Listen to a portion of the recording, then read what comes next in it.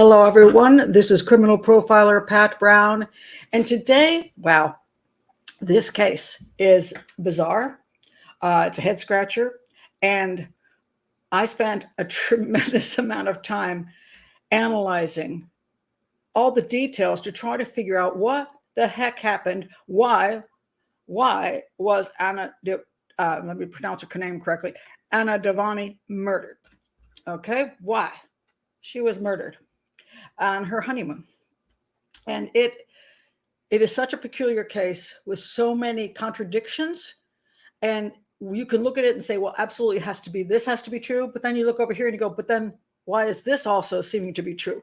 And why do they seem to be opposites? So hang in, because this is going to be complicated, but absolutely fascinating. And I'm going to be curious in the end that this gentleman, which was her husband at the time, he was on the honeymoon with her, and was accused of being involved in the crime. What three things do you think make him look like he's involved? And what three things do you think absolutely make him look like he's not involved? Because as I said, it seems like there's two very strong sides. And I'll give you my thoughts of those two, those three on each side. Maybe I'll give you four on each side, and then I will try to help you understand which way I lean. Okay, so crazy. This is the craziest crime. So before I get started, I want to welcome everybody who is in the chat room. We have a pretty full chat room today, and I've said hello to most of you, so I'm not going to start over with that. But if you would like to be in the chat room, please do join Patreon. There is a link in the description below, and you can join in all the live shows. There are 8 per month. There is one case show every week, one hangout every week, and we have a community as well that we chat in.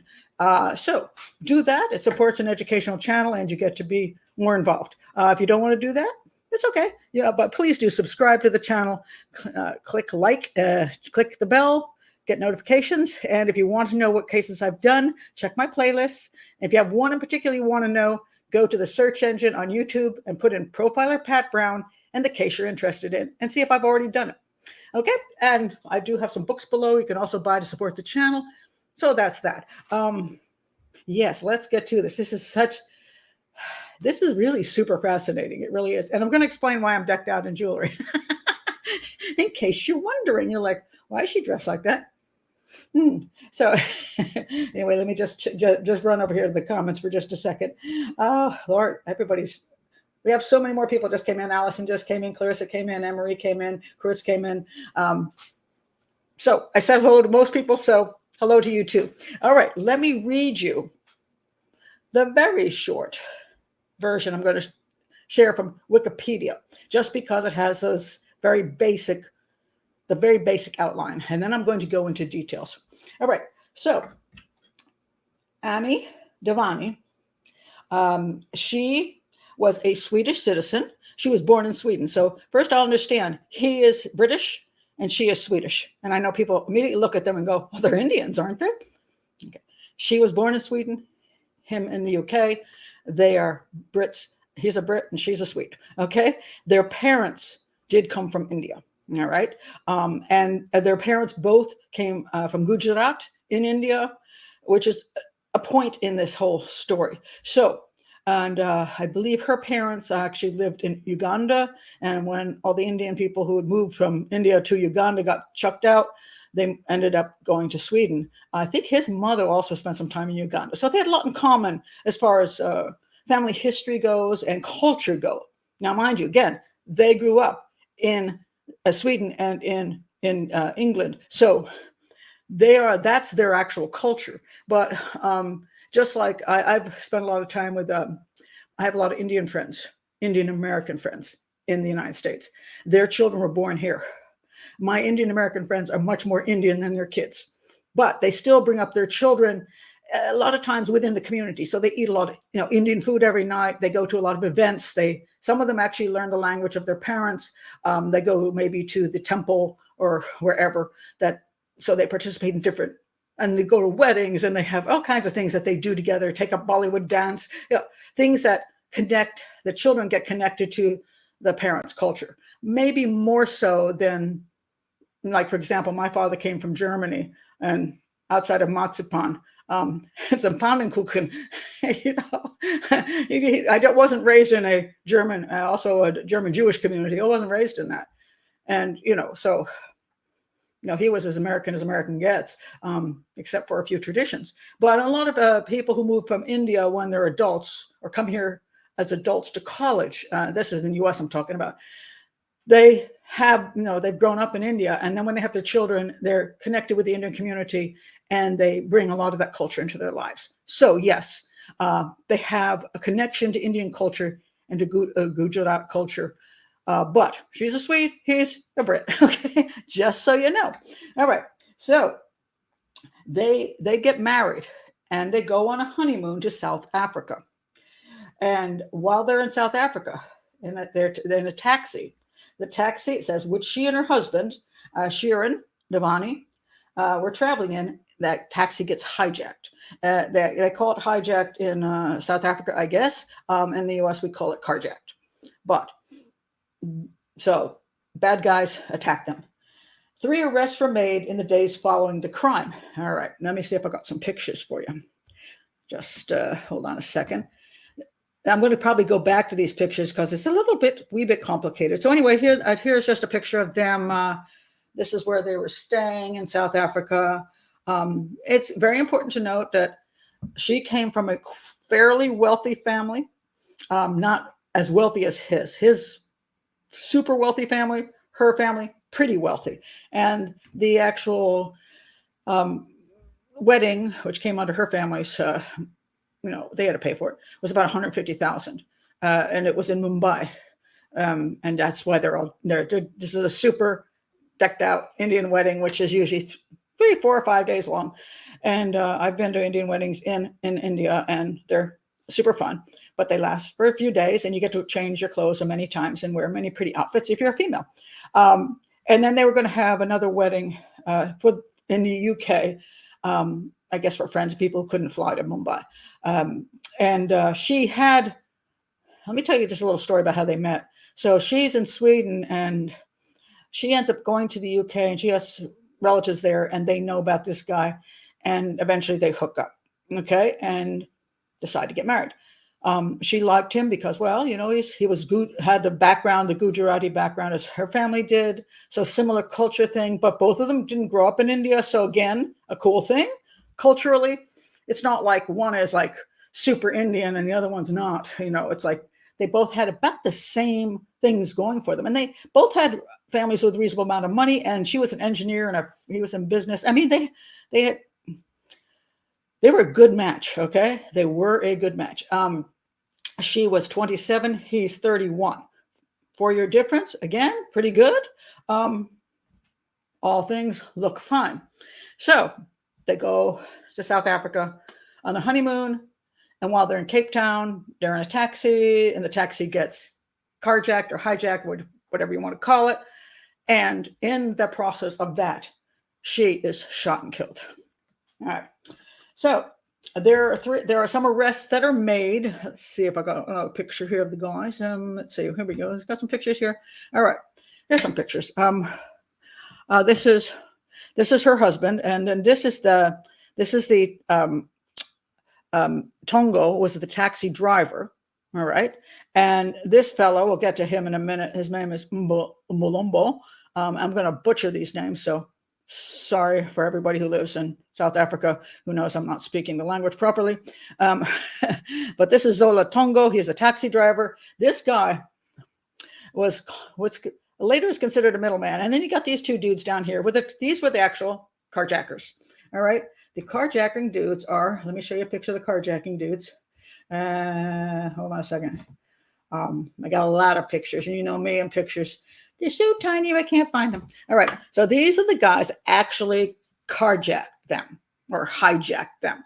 And I'm just going to leave their names alone, call them the hijackers. All right. So they jumped out at a stop sign. So Zola Tongo is driving them along in his vehicle. And they stop at a stop sign, and this guy just jumps out, points the gun, and they throw him out of the vehicle. And then there's a bunch of stories about who goes where and how they do this, but they ask for their stuff. Then they drive off with both of the the Dewanis, and he supposed gives up stuff that they have, jewelry and all that, and then he's chucked out of the vehicle, and then they take off with her, and then she's found shot in the vehicle when they ditched the vehicle. That's the basics. So anyway, 3 arrests were made in the days following the crime. Hijackers. Where'd my hijackers go? Yeah, sorry. Where are you guys? These hijackers, Kwabe and Mgeni, if I'm pronouncing that anywhere close, and the hotel receptionist. That's this guy, and he didn't work in the. He wasn't in the hotel that the Dewanis were staying in. He was in another hotel that he knew of, because these guys were buds. Okay, so the taxi driver knew this guy in another hotel. He ends up getting arrested, and they were involved. So they were all arrested. Those 3 guys, not the taxi driver. They say he's innocent. You're going to wonder, why is that? If he knew this guy and this guy's involved, this guy wasn't there at the time. I'll get to it. All right. So they all admitted to their involvement in an unintentionally fatal robbery and kidnapping. So, okay, there's 3 possibilities. Okay, 3. The first possibility, and this is what we're going to look at as far as what was the motive for the crime. First possibility is simply that they were driving along, and those 2 guys jumped out, pointed a gun, and carjacked them or hijacked them. And she ended up getting killed because they were tussling with her, and the gun went off and she died. Number 1. But then what's this guy involved with? Because this guy wasn't there. So he had to be involved in some other aspect of it. Okay. So, but now at this point, it's fatal robbery and kidnapping. Okay. Facing life in prison, Kwabe and Mbolombo, this guy, later changed their stories. Wait, hold on a second. Changed their stories to allege the crime had been a premeditated murder for hire at the behest of Anni's husband, Shrien Dewani. This is where it gets interesting. So now they've changed their story. So you've got, they are saying that Shrien asked Zola, this guy, the taxi driver, to find somebody to kill his wife and make it look like a hijacking. So that, it's just an unfortunate South African thing. You know how that goes in Cape Town. Because it does actually happen in Cape Town. So, and then this guy talked to this guy, Monde Mbolombo, and he apparently didn't know enough bad guys.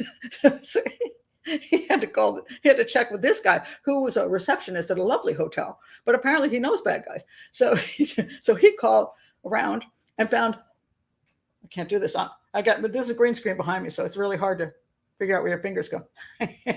He called these 2 guys who were these little scumbags in a local township, a very, very poor township. And so they're like, okay. So supposedly they changed the story to say he hired them to kill his wife, and that's why they're all involved. All 4 of them are involved because of him. Okay. So that's another story. Now, the other possibility. So we got 3. Let me go with the first story. The first story is it's just this guy was just driving them. And I'll tell you why I ended up going into a slum district in the middle of the night I'll explain that in a minute. Why he would go there? But supposedly this unaware fellow who does tours for people and all this stuff just drives these 2 into this district, and boom, these 2 dudes jump out of there weren't so many bushes there, but they jumped out, and he was a victim. Eventually that became not so true. So then the question was, did he set up a robbery? In other words, he's like, hey, got some rich people just showed up in South Africa. They got bling. And that's one of the reasons I'm wearing this stuff, just because I'm going to go into the bling part. They got some bling. They got money. Just coming off of a Mumbai wedding. These guys are funny. They're like, and these white people, I'm like, okay. They kept calling them white people, which I thought was kind of funny. Anyway, definitely look Indian. But Okay, so they got bling, and hey, I'm going to check with you, Mbulumbo. Hey, my dear friend, we could make some money if we get a couple of dudes to hijack them. We can get all their stuff, their jewelry and things. And the jewelry thing is going to be an interesting problem in this case. It's driving me insane. You want to know how much sleep I've lost in the last 2 nights? This is it. The jewelry thing is it. All right, so he could have set this up because he saw rich tourists, all right, and thought, hey, why not? Or number 3, he didn't have that idea, but he said, hey, can you kill my wife? I'll give you a lot of money. And then he contacted him and said, somebody who'll kill his wife, and set it up as a hijacking. And he set up these 2 dudes, and there you go. Those are the 3. Keep the 3 things in mind. So, all right. So now we have, they changed their story to say this guy here, the husband, wanted his wife dead. So taxi driver Zola Tongo initially claimed to be an innocent victim of the incident, but faced with the weight of evidence implicating him in the crime, because there were a whole lot of phone calls to the bad guys. And this is going to be another issue. So, implicating him in the crime, and in the wake of his fellow conspirators' allegation of a murder for hire plot, he too changed his story to allege the husband was the instigator. Plea bargains were offered to the conspirators in exchange for future testimony and legal proceedings related to the crime. The allegation of the husband's involvement made global headlines. Shrien Dewani's supporters denied the accusation, saying it was ludicrous to suggest he had solicited an attack on his wife from the first taxi driver he met within hours of their arrival in Cape Town. Now, keep this in mind. This is one of these, when I talk about the 2 sides of things that make sense and don't make sense. All right. I've completely forgot to tell you this. Okay, just to let you know before I go on further. I looked at, what did I look at in this crime? I looked at, I want to point this out. Dr. Grande did a thing called Tourism Killer. It's very funny. I gotta say, I really liked it a lot. He was very humorous, because he always is. And he came up with the inculpatory and exculpatory evidence as to why the husband would be involved or not involved. And he came up on the side the husband was not involved. But he did a very interesting thing about the 2 sides of it. I thought it was quite well done. Interesting enough, apparently a lot of South Africans watched this particular episode, and like 98% of them thought the husband was guilty. And they love Dr. Grande, like, we love you too, but we think you're wrong. So it's kind of funny, because I'm like, wow. And I thought he presented a very good balanced thing. And his determination was he did not think he was involved. And one of the reasons was because who gets off a plane in Cape Town? And the first taxi driver you get, you say, oh, dude, by the way, I want my wife killed. Can you help me out? That's kind of weird, Kind of you think, who would A, do that? And 2, who would be successful at doing that? That's pretty freaky. So yes, that is one of those things that I would say says Shrien Dewani likely didn't do it, because who the heck gets off a plane and the first, as this taxi driver, you go, you look kind of sketchy. Are you sketchy enough? I'm going to offer you some money. So that's a weird one. All right. So that's what the supporters of Shrien are saying. It's like, seriously? This guy's a freaking, basically a millionaire, on his honeymoon with his beautiful new wife. And they've been in South Africa, like, I think it's like their 5th day. They went to like a game area first. They flew into Cape Town. Then they went off to like a, safari type thing where they enjoyed the animals and for a few days. And then they came back to Cape Town. And on their arrival in Cape Town, he finds he goes to gets off the plane, and he finds this taxi driver amongst the taxi drivers who says, hey, get you to your hotel for cheaper than the normal rate. And because this guy gave him a cheaper deal, he's like, I'll bet you I can pay this guy to kill my wife. All right. So that's what the supporters say is ludicrous. All right. Zola Tongo pleaded guilty to murder in December 2010. Okay, keep in mind 2000s. because this is an interesting thing for me. We're talking about 20 years ago.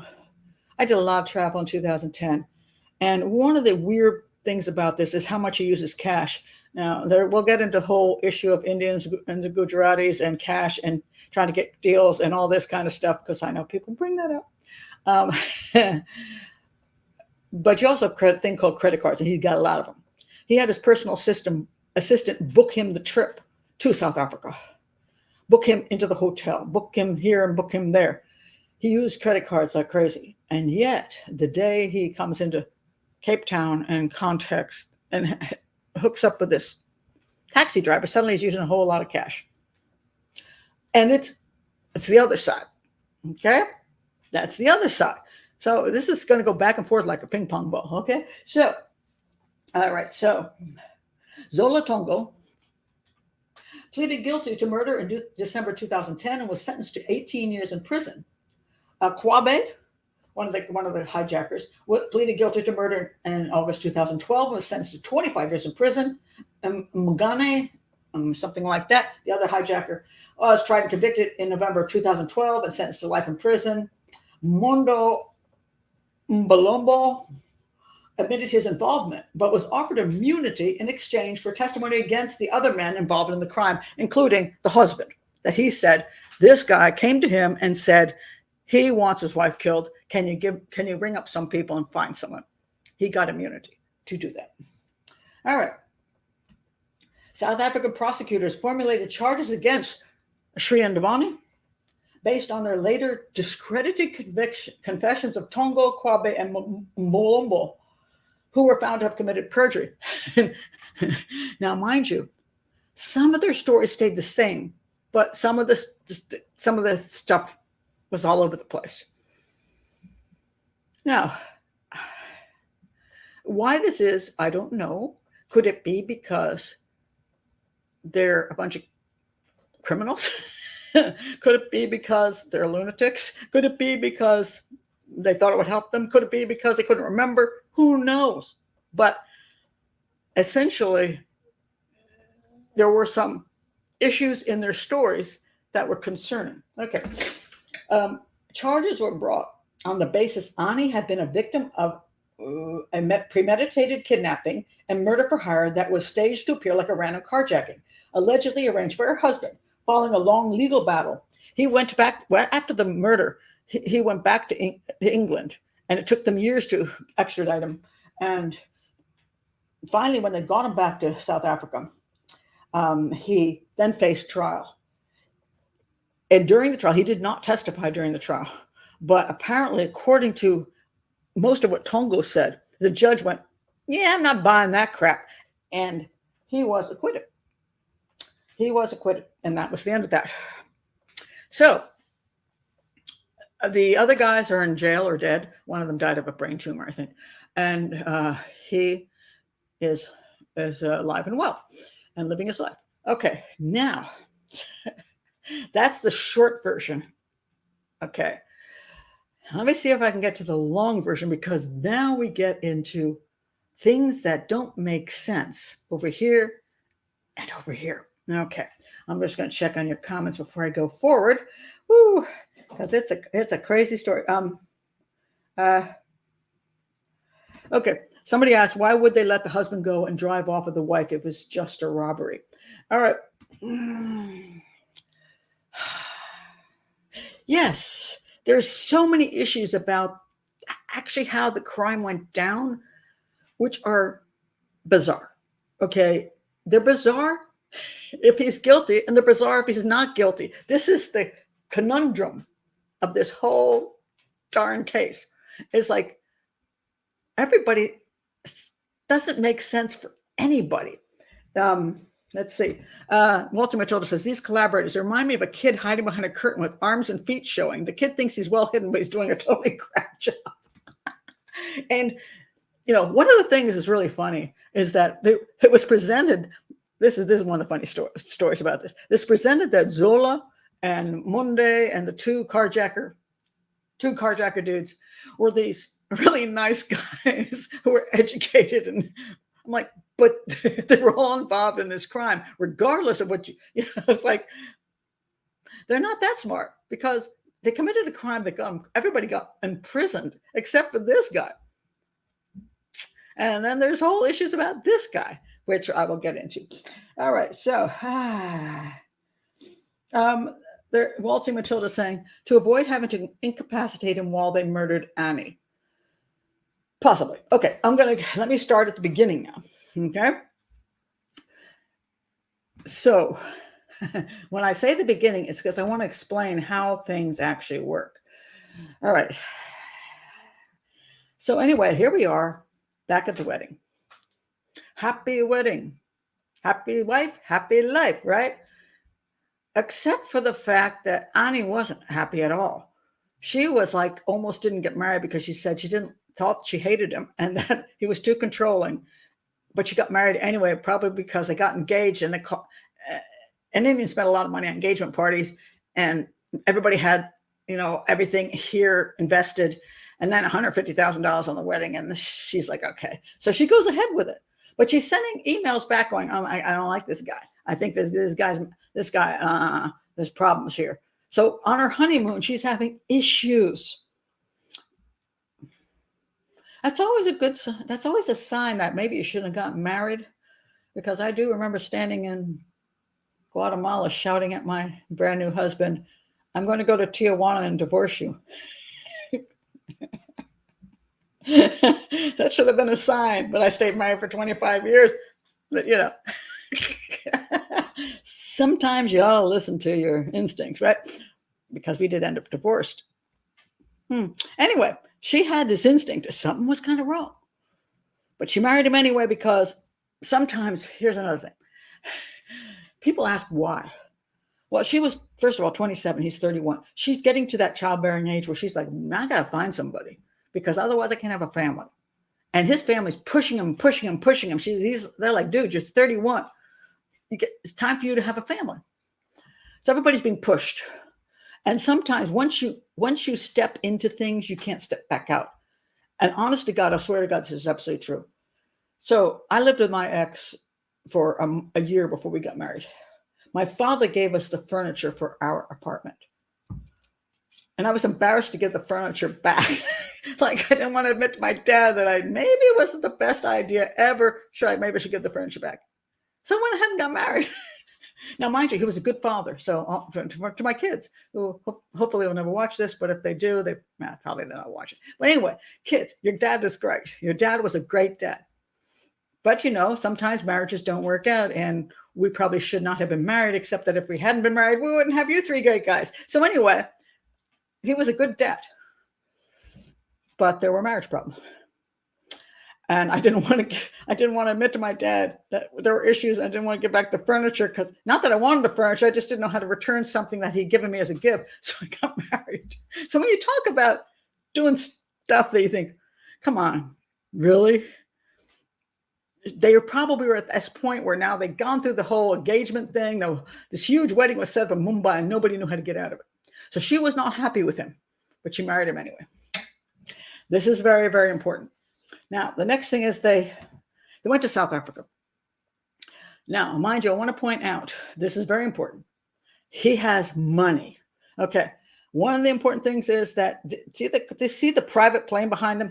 He rented this private plane to fly her to Paris to get engaged to her, where he had this very fancy engagement where the waiter came out with, what he came out with, but the ring was on top of whatever he came out with. It's supposedly a $25,000 engagement ring, maybe $40,000 if you depend on who you listen to, but a really pretty engagement ring. So he gets engaged to her in Paris. Now, mind you, he also talks about flying to Dubai, he went to Las Vegas for, when the dudes get together, that little fun time they had before the wedding. Flew to Las Vegas and all that stuff. He'd been to Thailand, which is another interesting thing, which I'll bring up later. But anyway, the guy's flown around the world a lot, spends a lot of money. He gets this place set up. I think that's it. I'm not absolutely sure. Anyway, 5-star hotel in Cape Town. So he's not staying at a dive. This guy has money and credit cards. And this is very important for the whole story. So they fly in. First they come into this location, then they go off to, they fly into Cape Town. They're not here yet. They fly into Cape Town and then take another plane to go look at the animals for a few days, which he says is a surprise for her because, first of all, he says the reason he picked South Africa was because his name starts with an S and her name starts with an A. Seriously? That's your criteria for picking out a honeymoon? Okay. But anyway, they go off to look at animals. Now, one of the issues comes out to be, why would this couple, why is she having issues with him anyway? I mean, he's perfect for her and he's a good looking dude. He's got money. He seems to do these romantic things. Why would she have problems with him? All right, let's get to the reason they have problems. Let's see. Let me find it. Hold on. Okay, where's my picture? Seriously, where's my picture? Is this my picture? What the heck? Hold on a second. Yeah, there it is. Oh, what's this? That's a dude on the left. Kinky sex. What kinky sex have to do with it? It's Dewani's rent boy. Yes, you see it correctly. Let's look at some other stories about this. Yes, I'm bisexual and I had sex with male prostitutes, but I didn't murder Annie. Dewani was on gay fetish sites the day after his wife was killed. Holy crap almighty. Seriously? Now we start seeing a thing on one of these sides. So we got, why would he hire somebody in the day he showed up and could he just hire any old taxi driver? And over here we go, but the dude's gay. He says bisexual. I don't buy that for a freaking minute. I'm going to say gay because he not only, when he hired the dude, this guy was like considered the German master. What? Oops, sorry, that's not it. I lost my spot. Okay, that guy, the German master. So Dewani was actually into being the submissive. He liked the whips and chains. How's he going to explain that to wifey? Oh, honey, those rope burns on my hands. Ignore them. Well, apparently, he also told Annie's father that he didn't believe in sex before marriage, which sounds honorable, except for the fact that he was having sex before marriage with a whole lot of paid prostitutes and other people. Just they were men. And he didn't believe in sex before marriage. The question comes down to, now they fly to South Africa. They go off to look at the animals. And Annie's in the bedroom going, honey. And he's like, I'm more interested in the giraffes. How about those elephants? I mean, the guy keeps wanting to see the animals more than he wants to see his naked wife. And there's a claim, he makes a claim later that he's taking testosterone so he can produce a baby better. I'm going to say, are you taking testosterone so you can get it up so you can have sex with her? Because you just don't have any interest in her at all. Now you like her as a girl friend, but not as a girlfriend. There's a difference. You can be super friend in the friend zone. You can have the best time with a friend. And they're not necessarily romantically attached to you, but they can enjoy treating you to nice things, to going shopping with you, to going to great fancy dinners with you, to traveling with you, because you're a great companion. And then you can do all these things without actually being a couple. You can be very close friends. But, when you're on your honeymoon and your husband is still not interested in you, I'm going to say that kind of lit a little, and he's going, what? And on top of that, he's going to gay websites like Gaydar. He's on gay websites before he arrives, during the time he's there, and after she dies, he's still on the websites. Right after she dies, he's back on Gaydar again. This guy was, and he says he's bisexual, but you can't even let go of the sex sites during your honeymoon. I'm going to say you got issues, serious issues. And you are also a big fat liar and you're a deceptive human being, because you are taking a woman who is, and in the Indian community, this is very important. This person you're going to marry for life, because a divorce is not overly popular in the Indian community. So this is a woman you have chosen to be your wife, and she's chosen you to be a husband so you can raise your family together, so you can be together forever for both of your families. And you are already cheating on her during your engagement with men, lying to her about your sexuality. And you know that's going to continue into the marriage. And you can't even get it up for her. So that's why she's having issues with it, because you're not actually attracted to her, in spite of the fact she is a very attractive woman. You are a lying, manipulative, deceptive human being. So now we go back to these two sides. Great guy, maybe not a great guy. All those four guys involved in the actual homicide. Oh, they're just nice guys who a couple of them have good jobs. They wouldn't have committed a carjacking, but they did commit a carjacking. So how can you say the four guys who have, like two of them, like the taxi driver and the guy in the hotel, both of them had jobs. And the defense says, well, they wouldn't commit this crime because they wouldn't make enough money. They already have two decent jobs. But they did commit the crime. So then why did they commit the crime if they had these good jobs? So you get these two different sides, which is fascinating. So they are in South Africa and marriage ain't going well. And they leave the animals, which he is probably more interested in the animals than his wife, and they fly into Cape Town. I'm going to check some of your comments. I'm going to go to the Cape Town taxi issue. She wants a baby and he wants a beard, said what you said. Possibly, but yeah, that's a lot of the claims. There's a lot of claims being made after her death. And one of the things you always have to be careful of is when somebody says their wife said this or their husband said that, you do not know if they said that unless you were there. And so there's a lot of things that are claimed. I don't know the accuracy of the claim because of the person who made the claim. But could they have just wanted she says, look, I'm getting older. I just want I want a family. I'm happy if you're gay, that whatever, just make sure you have enough sex with me so I can have a family. We get along well. I'll be your beard. Is that possible? Yes. But she had written emails that said he's controlling. I'm having issues with him. I hate him. She even said she hated him at one point. And then she still marries him. Not the brightest move. Doesn't mean he killed her. And this is what you'll see people point out. Just because he's a liar and a deceiver doesn't mean he killed her, when that is true.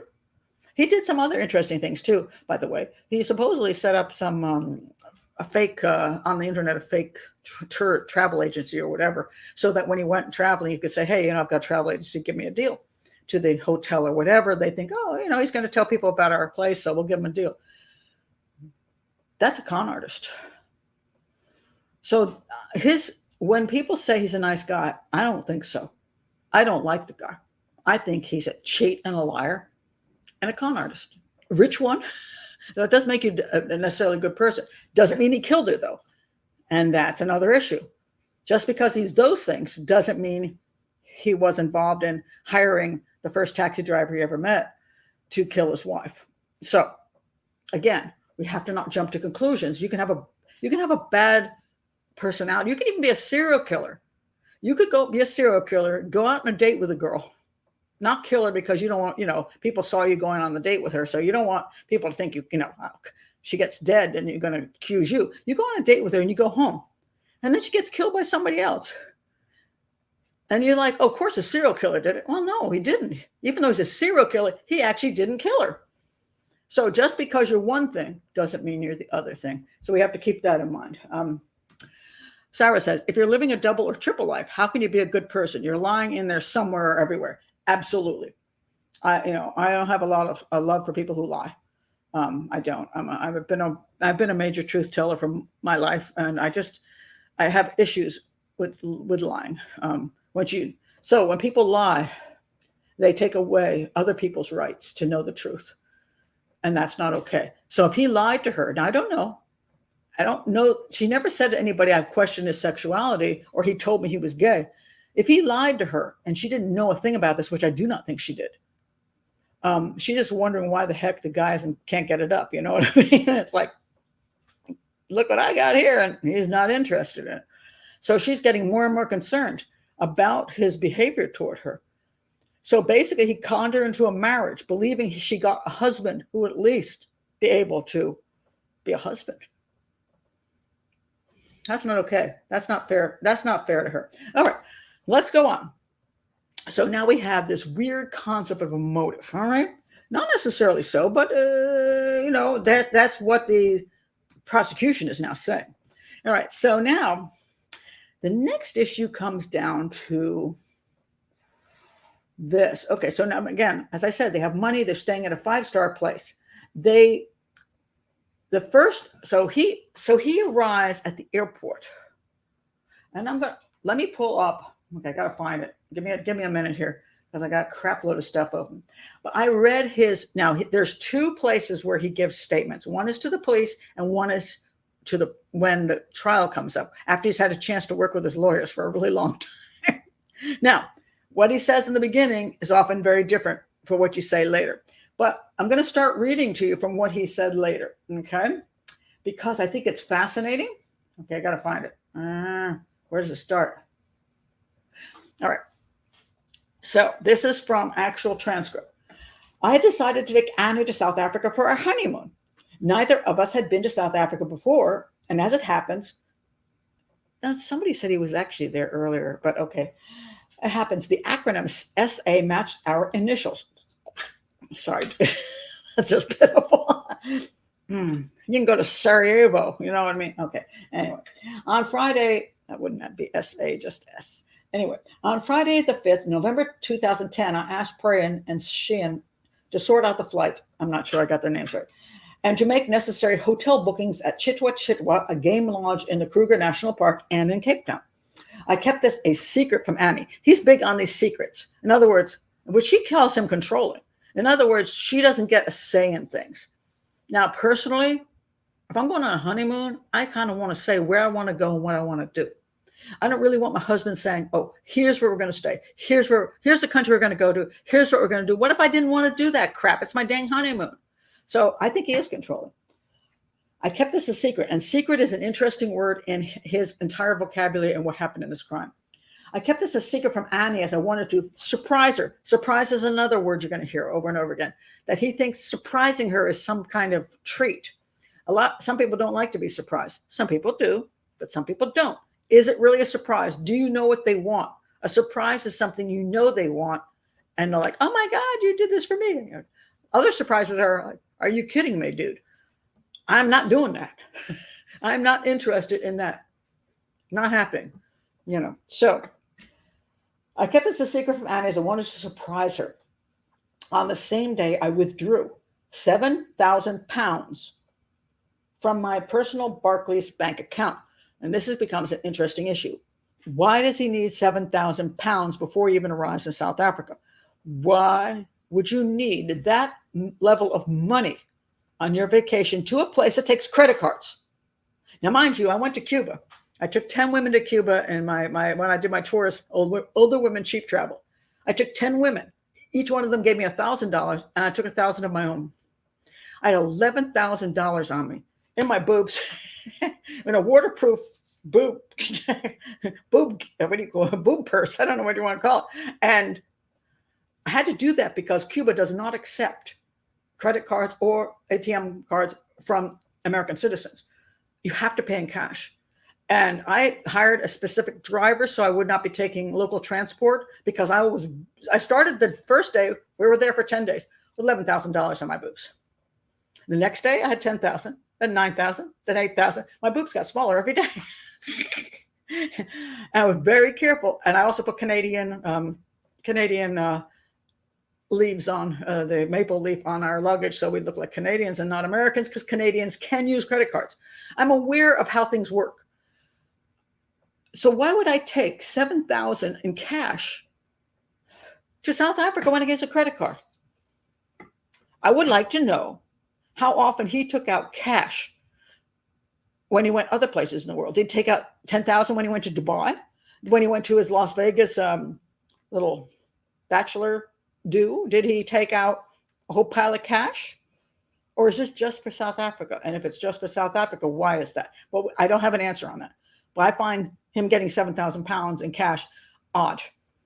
Because you can also, one of the things I've done a lot of times when I've traveled is I might take out a certain bit of cash when I first arrive so I don't have to deal with, whatever but I use my ATM card like every day to take out just enough money in cash to be able to do what I want to do, because I'm aware that depending on how I travel, that I don't want to get robbed. Okay. So that made no sense to me. All right. So he takes out the 7,000. On arrival, I went to look for a taxi whilst Annie stayed with our luggage. There was no immigration or customs on the flight because it was domestic. And the first people I spoke to in Cape Town were a group of taxi drivers. Now, this is where he's staying. They have a limo service. Now, apparently it's not free. Coy didn't go to the airport, which to me is a little weird, because wouldn't you have it? But anyway, they charged you. But, if I'm arriving with my brand new wife and I can afford a freaking private plane, I would have my personal assistant who booked the dang hotel to make sure that there was an appropriate vehicle waiting for me, so they would take us straight to the hotel in safety.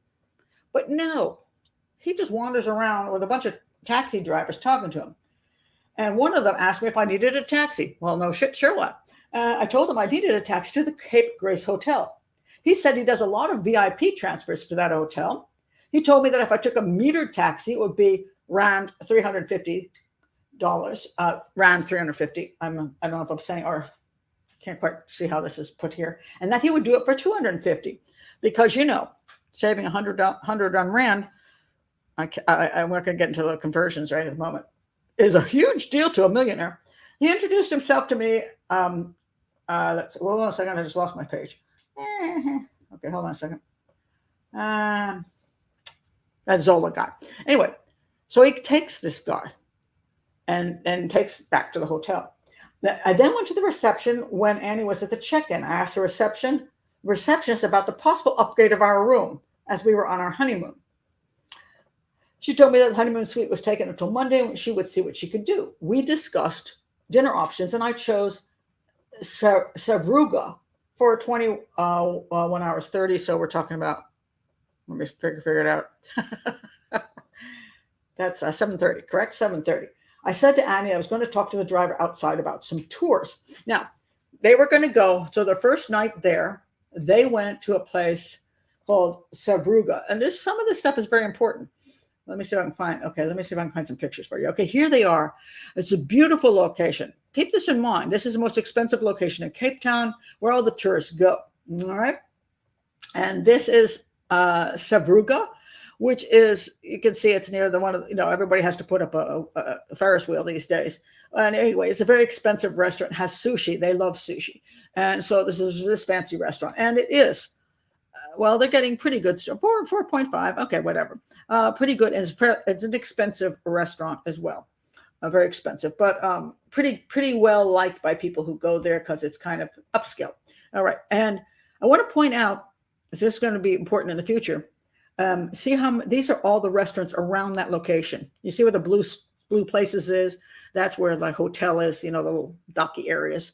And you can see there's a lot of tons of restaurants in there. This is important. So in other words, if you're here and you want to go to a restaurant at night in the dark, because we're talking South Africa and whether safety matters, there's a ton of restaurants around there, very high-end restaurants. They like good food. And I think she's vegetarian. So anyway, you want to go someplace and make you a really nice meal on your honeymoon. Okay. We're not talking about they're off on some cultural trip. I go on cultural trips. I like street food, but they're on a freaking honeymoon and they're high-end people. So they could go any place around here. They could take the limo from the hotel. And I've done that. When I used to do television work, they sent me someplace. A lot of times it would be a hotel limo. And what was nice was that you just hire that limo to just take you straight to the restaurant. Go to the restaurant, they drop you off at the door, you enjoy your meal, you let the hotel know you need them to come back now. They whip those people right over to you. You jump in the limo and go back to the hotel. It's lovely. It's what rich people do and people who have some money coming in from television, which I don't have anymore. Now I call Uber. But anyway, so they go to Savruga. All right. I said to Annie that I was going to talk to the driver outside about some tours. Now, again, high-end hotel. They have a concierge. Rich people go to the concierge. They hire tours through the concierge, not some loser taxi driver they just met at the airport, who isn't even legitimate because he is running a side business from his regular job, and he can't even park in front of the hotel because he doesn't have the license for that. So you'd rather go on your honeymoon when you're a millionaire. You'd rather go with some taxi driver you have no clue who the hell he is than just get the concierge to set you up with a tour. Really? Now I've traveled the world and I've taken tours with local taxi drivers. I was in Mumbai with my son. We arrived in the evening. And I had not a hotel reservation because for whatever reason, I couldn't figure out we came into the domestic airport in Mumbai, and I couldn't figure out the addresses. So the problem was I had to leave, not the next day, but the next day after, to fly to Kashmir from the same airport. And I have no idea where these hotels were. I could not figure it out. It was craziness. So I'm like, I can't take the chance of booking into a hotel that's going to be halfway across the city and with morning traffic in Mumbai. I'll miss that flight. So what I did, my son and I got off. He's a big dude, at least. So we got off the plane, walked out, and there were the people with their little badges on saying, "Hi, I'm a proper taxi driver." Well, you don't know if it's true or not, but anyway, we weren't rich. We didn't look rich. I said to them, "Okay." One guy came up and I said, "Oh, I want you to find me the closest, not fancy hotel, just okay hotel near to the airport because I have to be able to get back there within 5 or 10 minutes in a couple of days." So he took me to a local hotel.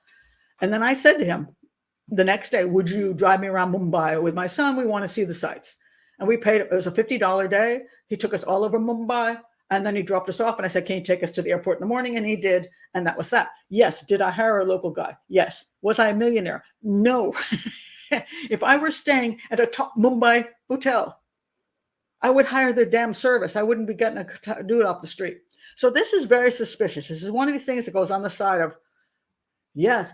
So one play you say, "Oh, why would he hire some guy, first taxi driver he ever met, to kill his wife?" The other is, why would he hire that taxi driver at all when he has all these other options and he could be safer with his wife, especially in South Africa, where he's going to go around the city and you want to make sure you're safe for your wife, right? All right. So he said he's going to go outside to talk to the driver about some tours.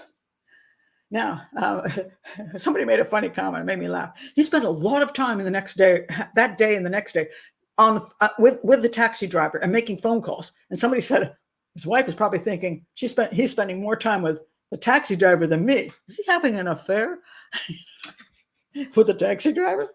Now, considering his sexual interest, not impossible. But anyway, so he wanted to talk. He's going to talk to the driver outside about some tours. Annie said she was going to go to her room because she wanted to start to get ready for the evening dinner. I went outside to speak to Tongo. He was sitting in the driver's seat and waved to me to get into the passenger seat. The conversation began with him asking me how long we'd been in Cape Town. I repeated how long we had in Cape Town. I repeated we were going to be there for a few days. I wasn't specific. Oh, shoot, sorry. Hold on a second. I swiped to the right, but it didn't swipe properly. Sorry. Hold on. All right, here we go. Let me swipe quickly. All right. So anyway, they had a conversation about that. And he told me about some various day trips that he could take us on, especially to see the penguins. I wouldn't go to see the penguins. I told him I was really interested in a private helicopter ride. Now, this becomes a big issue in this case, the helicopter ride. All right. So what he is saying, now he never claimed he was looking for a helicopter ride when he talked to the police. He only claims this later when he makes statements for the court. He wants to do this helicopter ride because he did one in Las Vegas, you see. But he apparently doesn't want to book the helicopter ride through the hotel. Now, helicopters are scary things, in my opinion. The last thing you want is some renegade helicopter dude who's got like a helicopter that's like, you're taking a wife on a helicopter ride. You want it to be safe. You want to make sure they're following protocols. You want to make sure you're not going to die in a helicopter ride. I would think you would check with your concierge. I would like to take a helicopter ride. What is the best agency you can recommend, because I don't want specific things. I just want the two of us. I don't want a larger group. I want maybe champagne, whatever. I want to have this romantic surprise helicopter ride with my wife. But he doesn't do that. Supposedly, he's trying to be a cheapie and get the helicopter ride instead of, let's say the helicopter ride costs $1,000. He wants to get it for like 800 or 700. He's a millionaire. Jesus, really? And he doesn't seem to. He asks the driver if you can do it for 15,000. I think the driver tells me I can do it for cheap. Or is it 20,000? I can do it 15,000. Whatever it is, whatever rand it is. And the weird thing about it is that he never checks, and he never says he checked with the hotel prior to see what the local rates were. He says, oh, he knew what the rates were since he took a helicopter ride in Las Vegas. Well, Las Vegas is not South Africa. It's not Cape Town. I don't know what the difference is between the prices there and the prices here. If I were him, I'd be checking, because he's a businessman, mind you, and he wants to be cheap. All right, I'd be checking with the agencies there. It was such a big surprise, I'd be online looking at all the different agencies and seeing what the prices were. He didn't seem to know what the price should be. So he's talking to the taxi driver, and the taxi driver says, I can get you for like 2/3 of the price. And he's like, oh, all right. Really? So, but he never tells the police that he was looking for a helicopter ride. This comes up later, way later. So why is this becoming an issue? So anyway, so he told me that I told him I wanted a private helicopter similar to the one I had in Las Vegas. And I explained to him about the jet Annie and I had been on when we flew to Paris. There were 6 seats in the back, but we had the aircraft to ourselves, bar the 2 pilots who sat in front. And this enabled us to have some private fun whilst in the air. First of all, it's creepy. And secondly, I doubt it, because you weren't even sexually attracted to her. So I doubt you had any little fun in the air. He told me it was possible to organize something similar, and that he thought it would cost rand 20,000 or rand 25,000. I responded by saying that if he could get it for me for rand 15,000, I would do it. I suggested this figure as I suspected that his estimate had a healthy margin, and I was aware that what I'd recently paid in Las Vegas. He said he would speak to the pilot and see what could be done. Like the taxi driver just happens to know helicopter pilots for sure. I said Sunday would be a good time for such a trip. Okay. So we have him take a questionable taxi to this place. And believe me, like when you're in like certain places, I was in Nicaragua, and I stayed at a hostel, and I wanted to go to the zoo. I'm at a hostel, mind you. So we're not talking about rich people. I'm at a hostel. I want to go to the zoo. You know what they told me to get to the bus station? They would call they would call a taxi service that they used, because they didn't want me to get in a bad taxi just to go to the bus station. They didn't want me to get harmed because I was a tourist. They called this taxi agency, which they used, and that guy took me there. Now, supposedly, when I came back, then I'd take the bus to the zoo, then I take the bus back to that bus station, and then that guy I just had to call, and that same guy would take me back. Well, the whole thing screwed up. When I got back to the bus station, the guy I couldn't get hold of anybody. Now I'm like, what the hell do I do? Because they're telling me, be careful of the taxis in Managua, Nicaragua. And so what I did was I looked, and I found the oldest dude I could find as a taxi driver, thinking that he was the most safe. He probably is the safest guy. So I picked the eldest taxi driver I could find, and I got back to the youth hostel. But why was this place a youth hostel? And me, not coming out of this hotel, recommending I do not use the local taxis. Same true for Mexico City. Got to be real careful. Some of those taxis, they'll take you to an ATM and rob you. Now, not all taxi drivers, but they recommend against it. But this guy just picks up any old taxi driver that's not a legal one, apparently at that moment, to take him here, and then hires him for all this stuff. And he's going to carry around a lot of money.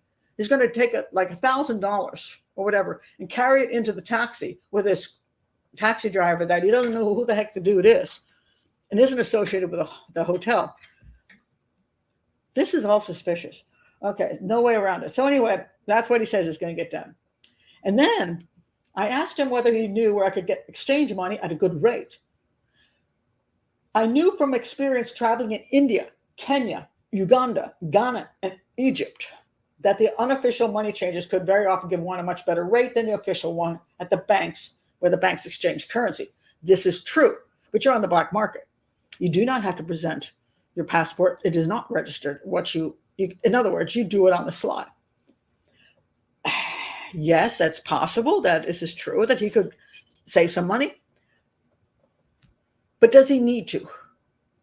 And does he need to do it with his taxi driver carrying that kind of money around with him in a taxi that he doesn't know who this dude is? Now they say he's so naive. This is what the defense will say. He was terribly naive. The dude has been to Kenya, Uganda, Ghana, Egypt, I think Thailand, Las Vegas, Dubai. The guy's not a naive guy, and he hires prostitutes. He knows, and he's sly, and he's slick, and he's a con artist. He's not stupid. He's not naive.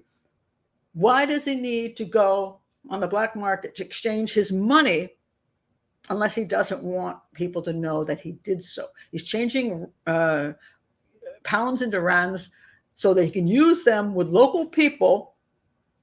For what reason? This guy's got enough money, wants to make things safe. All he has to do, wants a surprise for his wife. All he has to do is go to the concierge and say, look, I want to surprise my wife with a helicopter trip. Book it for me. Here's my credit card. And then the taxi driver drives him without the money to the helicopter location, and he flies around with his wife, and then the taxi driver brings him back and gives him a tip and pays for the ride. That's what normal people do. They don't go on the black market. Listen to this. All right, so he said, the taxi driver, he knew of a shop nearby which takes clients, and you could take me there the next day around lunchtime. Then the taxi driver is showing that he has a criminal side to him. I went to our room where Annie was unpacking and getting ready to shower. She wanted to wash and straighten her hair and told me she would be busy for a couple of hours. I then walked to the shopping mall to change money. At the American Express shop, I was informed I needed my passport to exchange money. I therefore went back to the hotel to collect my passport and returned to the shopping mall, and I changed 800 British pounds to 8,000 rands at Western Union, which was a lower rate than before, blah, blah, blah. I stopped at a flower shop and bought her a rose. All right. In the evening, we went to the bar in the hotel for pre-dinner drinks before we walked to Savruga for dinner. Again, you could walk to find food. This is going to be very important. So at the restaurant, we ordered sushi. On the Monday in London, Annie had purchased a bikini for 90 pounds, and this came up in conversation. Okay, this gets that she used her father's credit card, and he ends up canceling the father's credit card, and that gets a little bit confusing, so I'm not going to go there. All right, so they ordered sushi, and then the next day comes. Oh, this is interesting. So he's sitting there with her, and he realizes he doesn't have a cell phone. I could not recall whether I had it in our hotel room, if I had lost it. So he runs back to the hotel room to find his phone, and there it was, right in the hotel room. There was a missed call, and I had a text message on my cell phone from Tongo.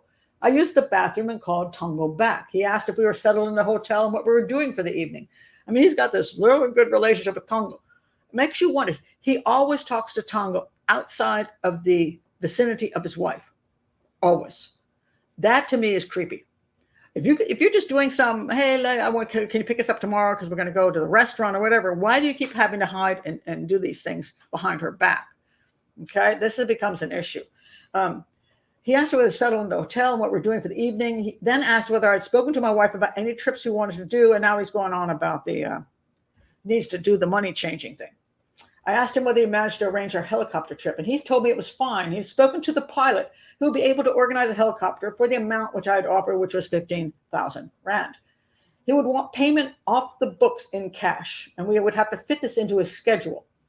Now, this is sketchy as all get out. Some unknown taxi driver tells you to bring $15,000 rand. I'm going to drive you someplace to see some pilot who's going to be a sketchy pilot and do this off the books. This is necessary for Mr. Rich Dude? I'm sorry. I mean, people will say, dude, hey, he's kind of a Gujarati. He's kind of an Indian. Indians like to be cheap. And we can also say that a lot of rich people do a lot of strange things too. They'll spend money like crazy here, but they'll be cheap over here. That's a rich people thing. Okay, I can agree with all of that, but it's so unnecessary in this situation where it puts everybody at risk. There's a difference being a cheapskate and making a deal when it's not putting anybody at risk, but he's going to travel in a taxi with money with a sketchy taxi driver to a sketchy supposed helicopter guy who he doesn't even know will be there the next day when he comes to get this helicopter ride. And he doesn't know if the helicopter's safe because the guy's sketchy to begin with. Crazy. So I said, that's fine. I'm flexible. I reminded them that I needed a private helicopter for just two of us. And he said, that's fine. We're going to meet the pilot on Saturday to sort out the details and make payment. Okay, so this is the next day is Saturday. I told Annie that Tonga had called and that we would go to change money tomorrow. She said that it was sunny and she would prefer to stay at the hotel's pool to sunbathe. Every Indian goes, oh, get out of here. She's not sunbathing. I just think it's funny because he makes a big point about her sunbathing. and look, my daughter is biracial. She don't sunbathe. She stays under an umbrella. She might show off her bathing suit, but she doesn't lay in the sun. I do that in burnout. Okay, she doesn't need to do that. And Indians tend to never sunbathe because there's a big thing about lighter skin is more attractive and darker skin is not so much. And I disagree with that. But hey, there's a big, huge historical thing on that. I doubt, even if, she's in Sweden, she's darker than all of her little Swedish blonde friends. I'm pretty sure that she is not big into sunbathing. But anyway, maybe she just wants to sit under an umbrella in her bathing suit. And this dude doesn't know the difference between calling her sitting out by the pool, just sitting out by the pool or sunbathing. All right. But anyway, so anyway, he gets she has her credit card from her father canceled because now she's supposed to be on her own. But one wonders why he needs that credit card to be canceled. Is it because something might be happening with that credit card that maybe stolen by criminals and he doesn't want that noted, traced? I don't know, but the whole thing is weird. All right, so anyway, let's see what happens. So the next day, let's go to the next day. After a late breakfast on Saturday morning, we went to the hotel pool. I received a text from Tongo saying he was outside. It had slipped my mind that we had an arrangement to go to the money changer. Really? I don't think so. He's a control freak. Annie elected to stay at the pool to sunbathe. I sent Tonga a reply back saying something like, I will not be long. I went to my room, changed, took 5,000 pounds in 50-pound notes and my passport and went to the front door. I don't know why he takes a passport because he wants to do this on the black market. So anyway, so they go to this jewelry shop called the Golden Touch. And this woman behind a glass screen, and he asked what the rate was for sterling. She said 10.5 and blah, blah, blah. I asked for a better rate. And so he's whining at them and she refused. So he decided to exchange only 1,000 pounds of the money I had with me. I received 10,500 rand. Now, we do not know if any of this is true. And this is important. Did he really only get that much? Or did he actually get way, way more in anticipation of using way more rand to then pay off people that he needed to pay off? I don't know yet. So we're talking about these two different sides, but this whole thing is so sketchy. All right. So on the way back to the car, I asked Tongo about the helicopter trip. Again, none of this was told to the police. This came up way later when he gave statements and for the trial, after he'd already been with the defense attorneys. Apparently, he never talked about this helicopter crap till way later. He just said the money he'd gotten some extra money because he wanted to buy a gift, a present for her. But he never talked about a helicopter ride earlier on. That's in his own statements. He never talked about a helicopter ride. This becomes a thing later, as if this is some big, huge thing that he had to get this money for. He needed the money for this helicopter ride. We don't know who the guy was he's supposed to give the money to. We don't know who the helicopter guy is. None of this makes any sense. I inquired whether his contact was definitely going to organize it. Otherwise, I have to book another helicopter. He assured me that he will, and he just had to arrange the time to meet with him. I asked Tonga when we were going to meet the pilot and if we could do it now. He said, no, the pilot's working. We'll arrange to meet him that evening to discuss the details and make payment. I reminded him that the trip was a surprise for Annie and that he must keep it a secret because it's always so necessary to spring things on your wife or all right. If somebody springs a helicopter ride on me, I'm not even getting on the helicopter. I'm scared to death of helicopter. So, spring that on me. And you're going, well, You're going to go by yourself and lose all your money. All right, so he had to keep it a secret. I asked Tonga for dinner suggestions, as while Savruga, that expensive restaurant right here that he could walk to, was good.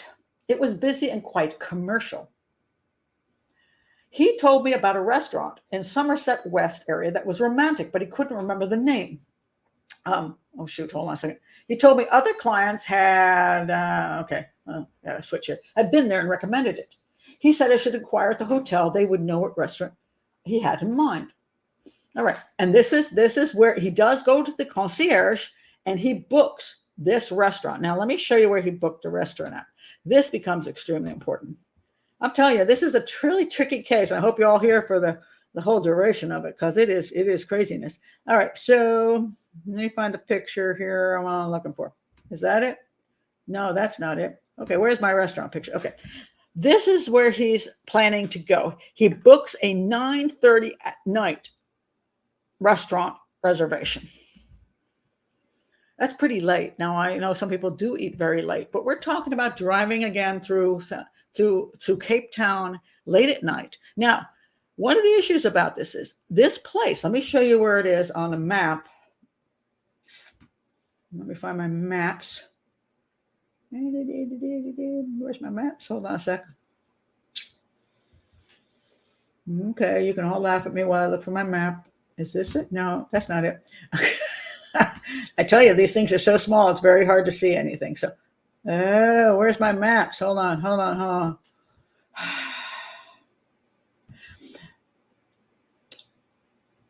Where'd my maps go?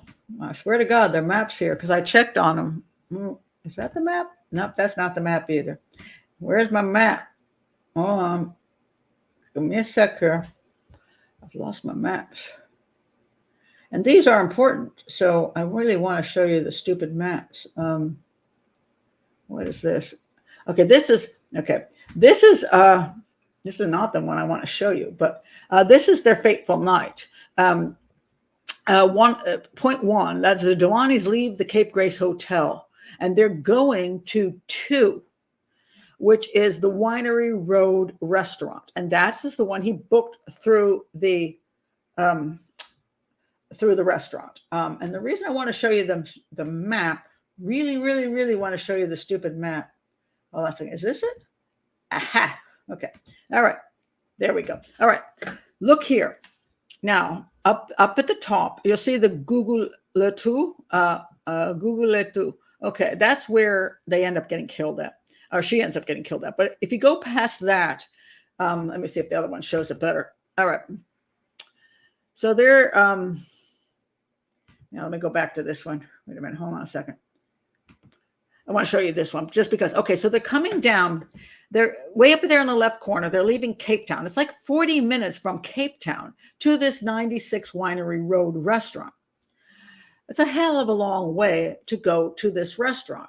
Now, is it a bad restaurant? No, it is considered a really good restaurant. This is where they book people in, but they book people here for a specific reason. The reason is, look at the area around the restaurant. Do you see how green it is? It is a farm area. This is like going to one of those farm restaurants where farm to table, I don't know, you feel like you're, somehow out in the country.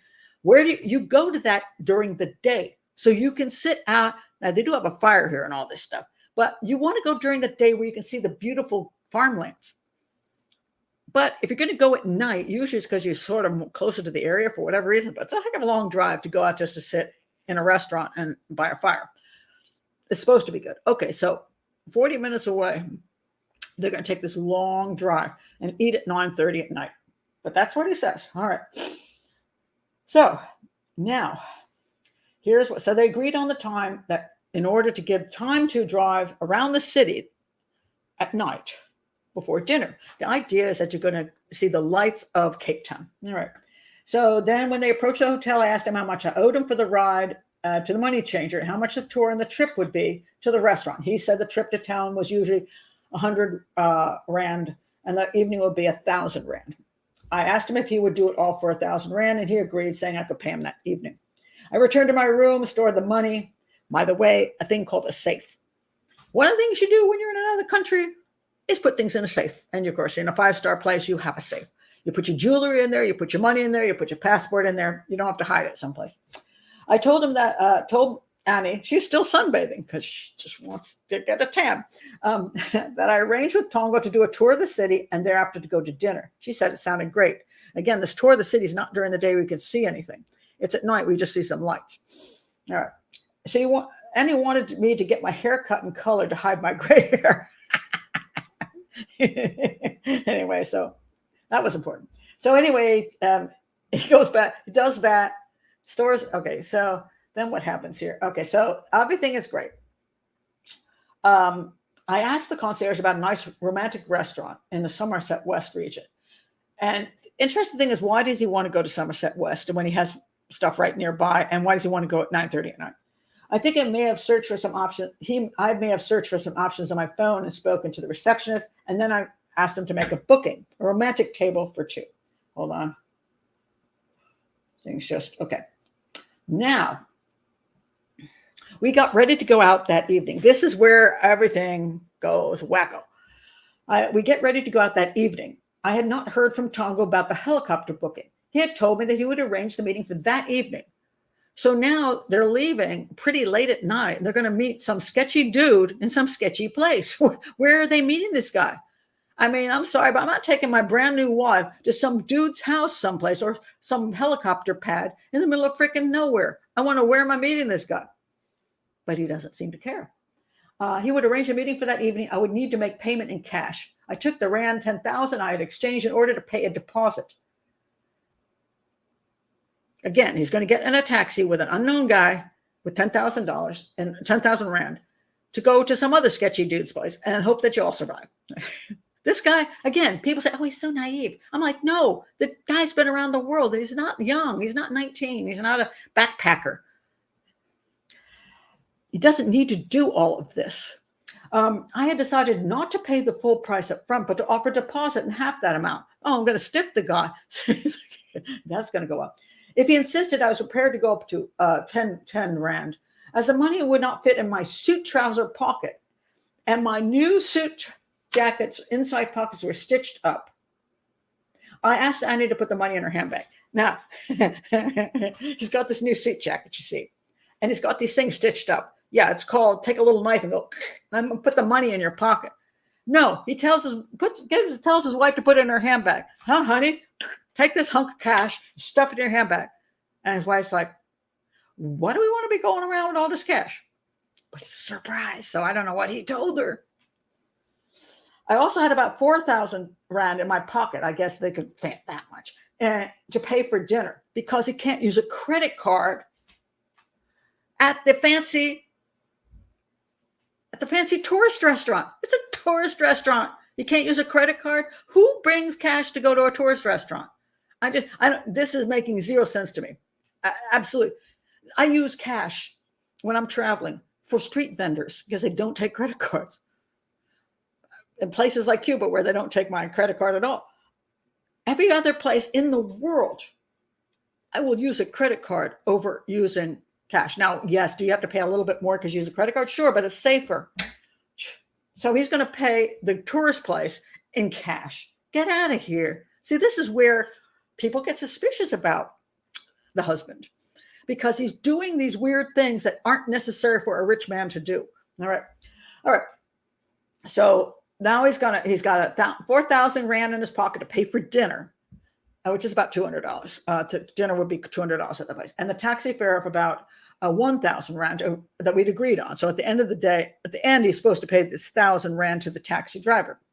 So now he's running around with this questionable taxi driver, at least 5,000, if not more, because she's got 10,000. Wait a minute. She's got 10,000 a purse. He's got 5,000.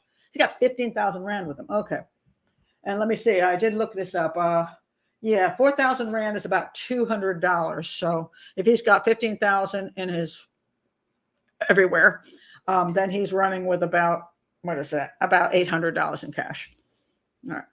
But you have to understand that when you're in South Africa, $800 in cash is a good amount of money for a lot of people. All right. Then he says these explanations for things. When Annie and I had been in India to organize a wedding, we used to carry cash around with us. Most of the suppliers we used were small companies.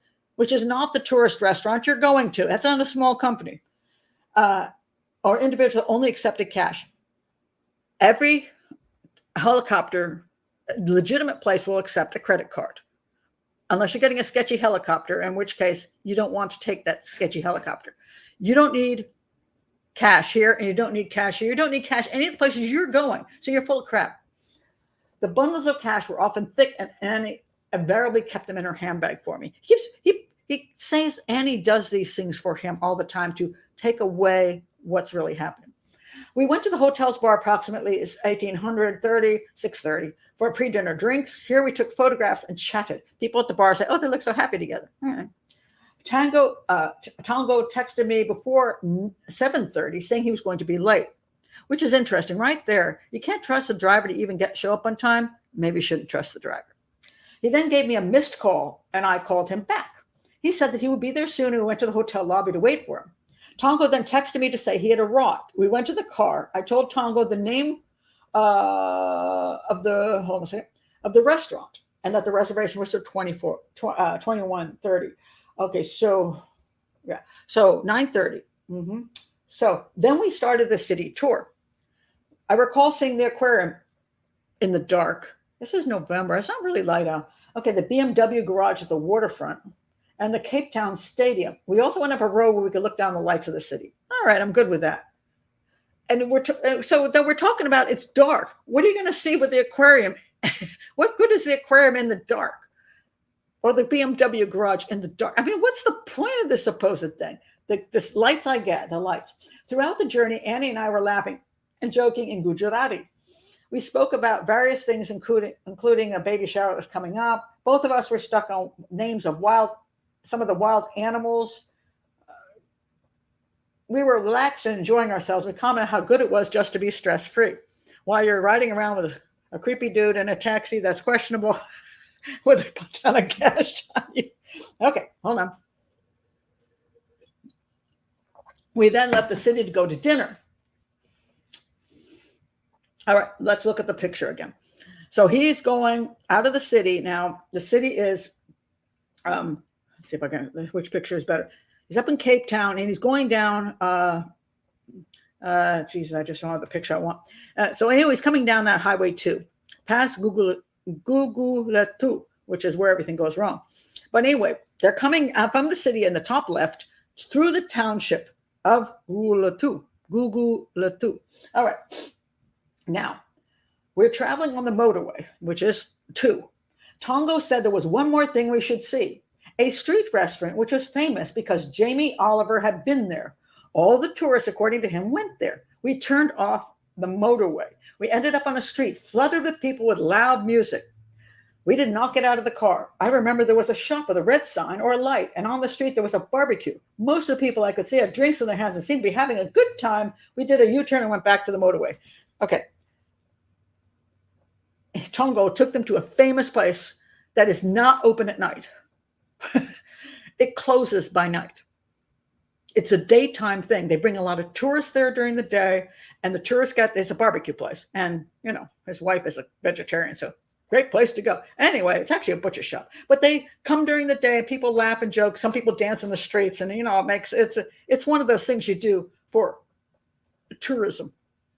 Slum tourism, by the way, in case you don't know what slum tourism is.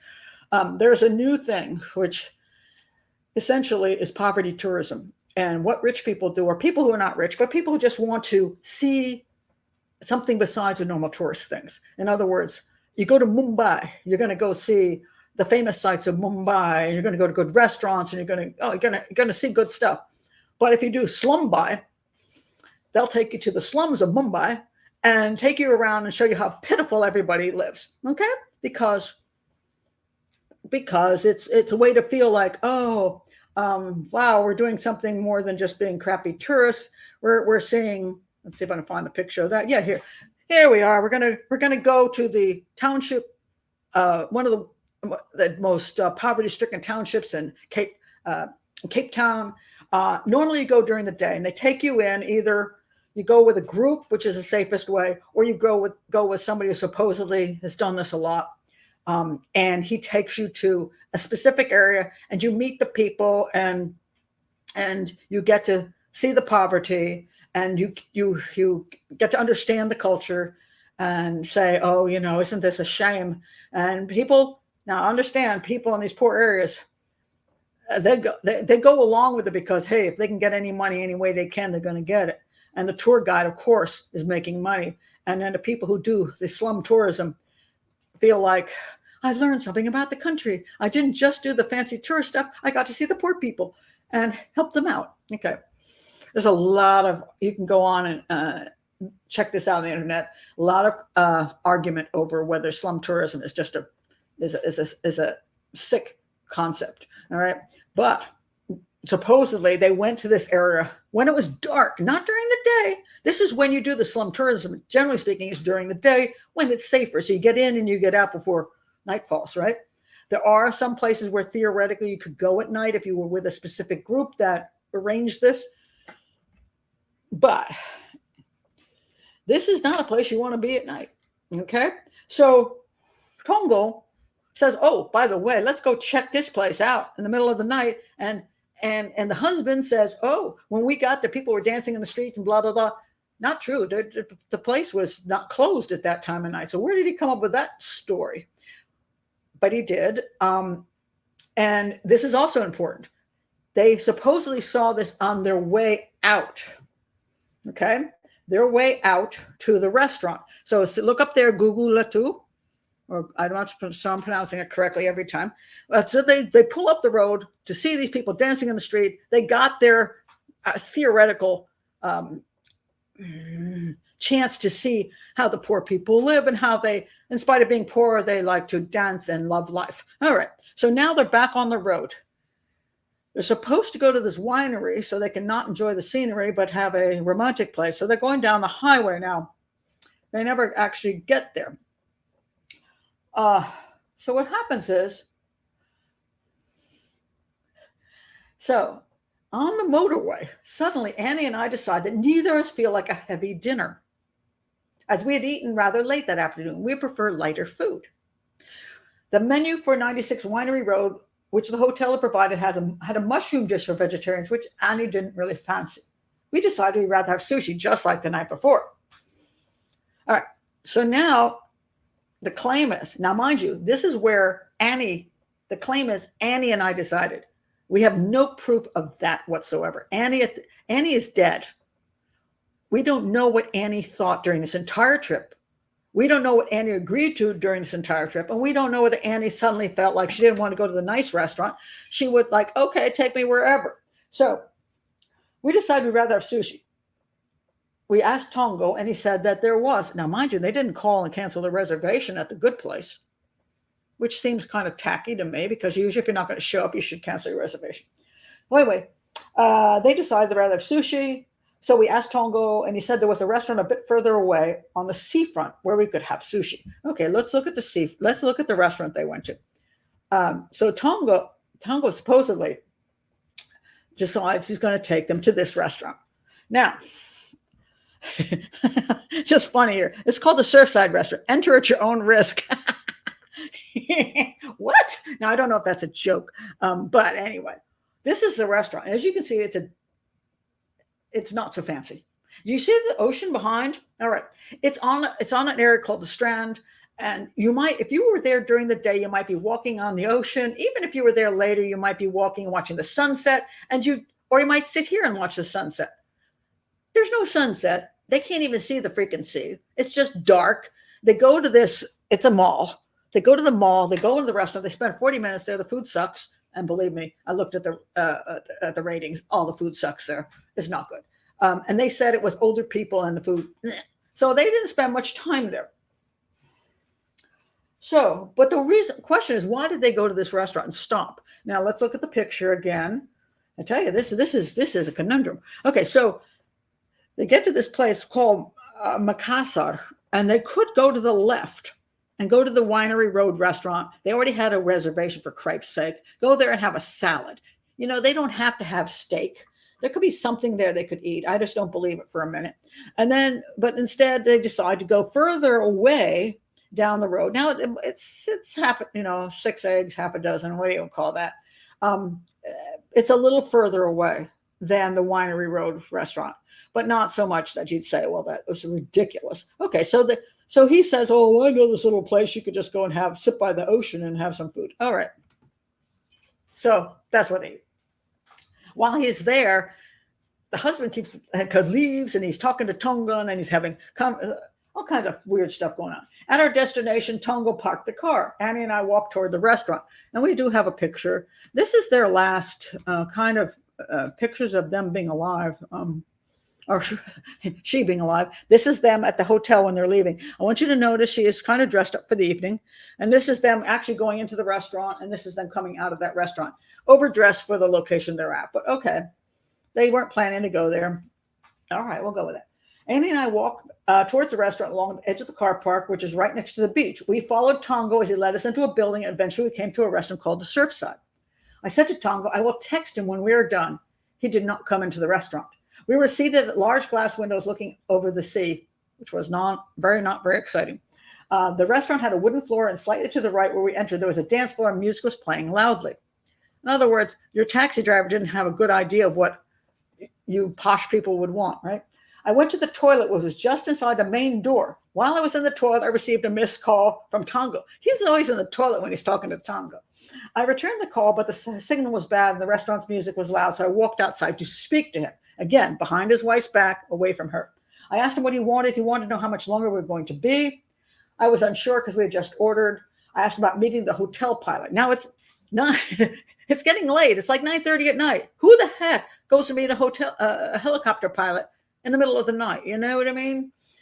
He said he was still trying to get in touch and asked me whether I had the money. I told him that I should not worry about the money and let me know when we're going to be able to meet him. So he's going to drive all over Cape Town in the middle of the night with money, meeting some guy at this hour. It's ludicrous. They thought it was ludicrous that he would hire order a hit from a taxi driver on the first day there, but he doesn't have a problem driving all over Cape Town with money to meet an unknown helicopter pilot at 10 o'clock at night. It's like, all right. I told him the restaurant was not really our kind of place and asked what we could do afterwards. He said that there were a lot of places we could go and he would tell us when we were done. I went back to the table and our food arrived. I recall that whilst we were eating, I received a text from Tongo to the effect that he had sorted it out, to which I replied. I took this to mean that he had contacted the helicopter pilot. Oh, hold on a second. Sorry, I just hit on the wrong thing here. Hold on. I clicked on the wrong thing. Okay, here we go. And we'd finished eating. Then they went out. They got in the car, discussed Tonga what we should do next. We did not really have a plan because it's like 10 o'clock at night. Where would you go at 10 o'clock at night in the middle of freaking nowhere? Tonga suggested things to do, and Annie responded. I recall there was some discussion about what Africa was really like. This is a big, fat lie. All right. I want to tell you what he actually said to the police. Let me find it. About what she wanted to do. After they got out of there, and this is extremely, extremely important. Hold on a second. Let me find it. Is it here? So I've got a lot of things open here. Okay.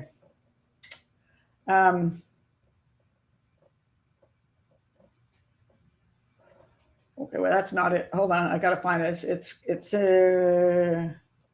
hold on a second.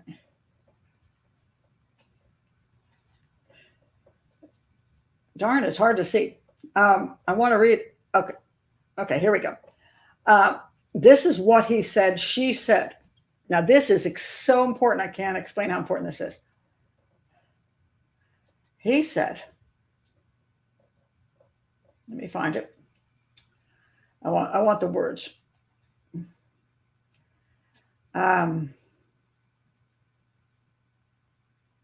I can't find it. He said, and this is, I do remember it. I just was looking for the exact statement. He said that his wife insisted that they go to a township at night, to the slum at night, to see how real people lived at night. She wanted to see like African dancing. in the middle of the night. Okay, 10 o'clock, 11 o'clock. Yeah, you want to go to like a club. You want to see people dancing and whatever. He says that she insisted, and therefore Tongo went along with the program.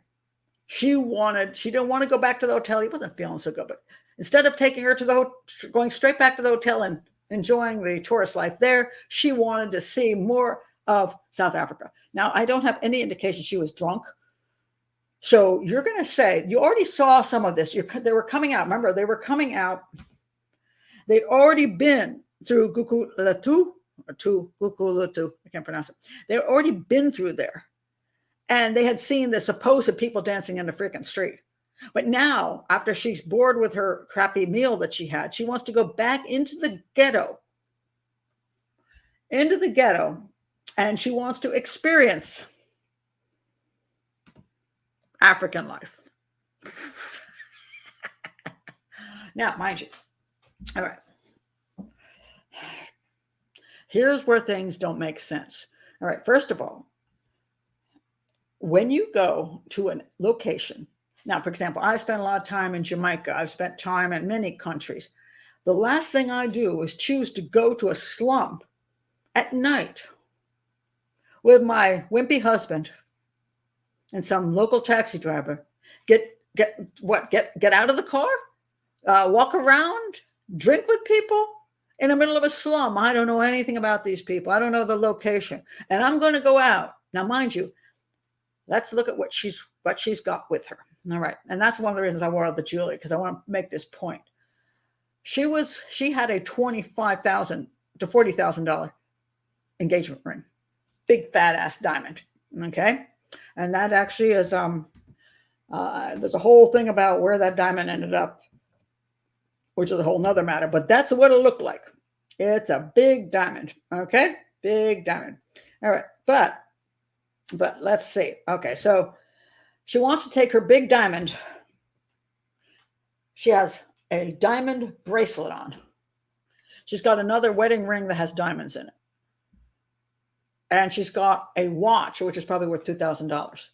Hubby has a watch worth about $3,000 at least. And they've got a whole bunch of cash on them. And they're going to go to the ghetto to hang out. Now, I can tell you, they're Indian descent people. They've been around the world. They know how things work. They know in India, for example, you never go any place with that level of bling on when you're going someplace which is you can't quite be sure of what's going on. Here's an example. Here I am in India, and I am wearing my sari. I went to a wedding. I do have on my hands, maybe you can see it better here. Maybe you can't. It's kind of small. I will show you what I have on. I had on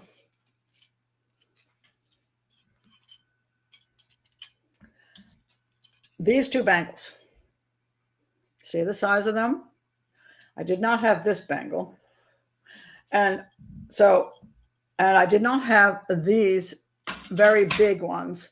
I had smaller ones. I think I might have had these because they're gold. They're 22 karat gold with pearls, but they're not as costly as the other ones. And this thicker one, I left that at home. So there's no way I was wearing that. Oh, sorry. I've tried to get this off my, shoot, I can't get this off my arm. If you're Indian, you understand what I'm doing here. Oh my God. Sometimes you can't get your bangles up. With glass bangles, you break them and then you have a bangle accident and you bleed to death. But okay. So I would, God, they're hard. Okay. All right. Oh, there. So I might wear the smaller bangles, but not the larger bangles because of the cost of 22 karat gold. I would wear the smaller, this. Would I wear this? No. That would not be happening. I'd be taking that crap off. Okay. Yeah, that wouldn't be wearing that. Just trying to get this off my neck now. Wait a minute. Hard to move things around. I can't get that off my neck. Okay, wait a minute. Oh, I can't get it off my neck. But I would not, shoot, I would not be wearing that. I would not be wearing that in India unless unless I was in a fancy hotel and had a safe, and I was going to go straight from the I stayed in the hotel, going to the wedding in the hotel and all that stuff. I might have more expensive jewelry. All right. If you look at this picture, it's interesting. This is no look at this picture again. I don't know if you can see well, but these are my two friends. These are two friends. So the woman in the middle is the mother of the bride. She didn't have any fancy jewelry on. But this was for her daughter's wedding in India. This is her son's wedding. He's the son, the handsome dude in the middle. You can see she's got a lot more bling on there, and I have I actually have the bigger bangles on, and under my hair I have really big earrings on, because that's what you can wear in the U.S. because you're relatively safe driving around. But you're very careful about what you wear when you go to these places. Here's a picture of me in. This is me in Mexico. You see how much jewelry I have on? Like none. I might wear this jewelry I can get at the mall. Some of that from the mall. I got this at Walmart. I put these on my ears. If I'm going to go around someplace and I'm going to be taking local transport, I'm wearing cheap shit. What I'm not doing is going to a ghetto wearing that much bling. They said that the guys that hijacked them got like $6,000 worth of jewelry, and they didn't get her rings. That was another $25,000. Now this whole story about the rings is another issue. But why would you ask your driver, who you don't even know who the freak this dude is, to roll into the ghetto at 10, 11 o'clock at night? And take that kind of chance when you know there are carjackings, when you know there are thieves out there, and when I was in the one time I was in Guatemala, I was going from one small town to another around Lake Atitlan. They took us in a rickshaw. They had these motorized rickshaws there, which was interesting because it's not India, but it was Guatemala, and they put the sides down. They actually closed us in. And I asked why the guy was doing that, because I wanted to look at the fresh air, see the scenery. He said, because you're white, and we don't want people looking in here and seeing you. They'll think you have money, and they might attack us. But these two people who've been around the world and knew better decide to go to the slum. The wife insists, the husband says, I'm going to the slum in the night with how much? Well, they said they got 6,000. When they attacked them, they got 6,000 in their watches, and I guess the bracelet and the watches, $6,000. Then she had a $25,000 ring. I don't know what the other ring was worth, but let's say another 30,000. That's $36,000. Plus they had a crap load of money. So they're running around in the ghetto with what, $40,000 worth of stuff. And the husband's like, okay, honey, you want to see nightlife in a township? Sure. Get out of here. That's what he says, she said. Later on, he changed his tune. He said that the taxi driver suggested they do this. And they were in the back seat looking at pictures and ignoring where they were going. And suddenly they're like, okay, whatever. Because they were just like so relaxed and whatever, that the taxi driver just drove them there and they didn't realize what was happening. And then boom, it was too late. I'm having problems here. Now, so the husband's story changes from my wife insisted we go look at nightlife away from tourism in the ghetto to our taxi driver just drove us there. And then we got robbed. Okay. I have a real hard time believing that any husband who's been around, is not as naive as they claim he is, would be okay with his wife saying, let's go look at nightlife in a slum. He would say, no. Driver, keep going down the highway. We're going straight back to the hotel. Honey, we'll go look at that during the day if you want to see it, but we're not doing that at night. But he claims that's what she said. Until later he says, oh no, that's the driver said that, and we just went along with the program. Again, if the driver said, let's go to the slum, I'm thinking the husband should say, hell no, we're not going there. Driver, keep going. He has nothing. See, this is the thing. He supposedly he's just in love with this driver. He may have been. Yeah. But the driver apparently can say anything, and the husband goes along with it. Why? Why does this man who has all the power in the world and the money to get everything top notch go along with the sketchy driver all the time? So now they're driving along, and they go and they come into this township, pull off the road. They don't even get very far. And at a stop sign, these two guys jump out and attack them. Now, here's another thing that doesn't make sense to me. I know perfectly well that when you're going through sketchy areas at night, you do not stop at the stop sign. You keep going through the stop sign. You do. That's what you do. There's no people, even during the day in many countries, go through stop signs, with the California stop, as we call it in the U.S. This guy apparently decides he has to stop at a stop sign in a ghetto area, in a place where people go through stop signs. People go through red lights in those areas.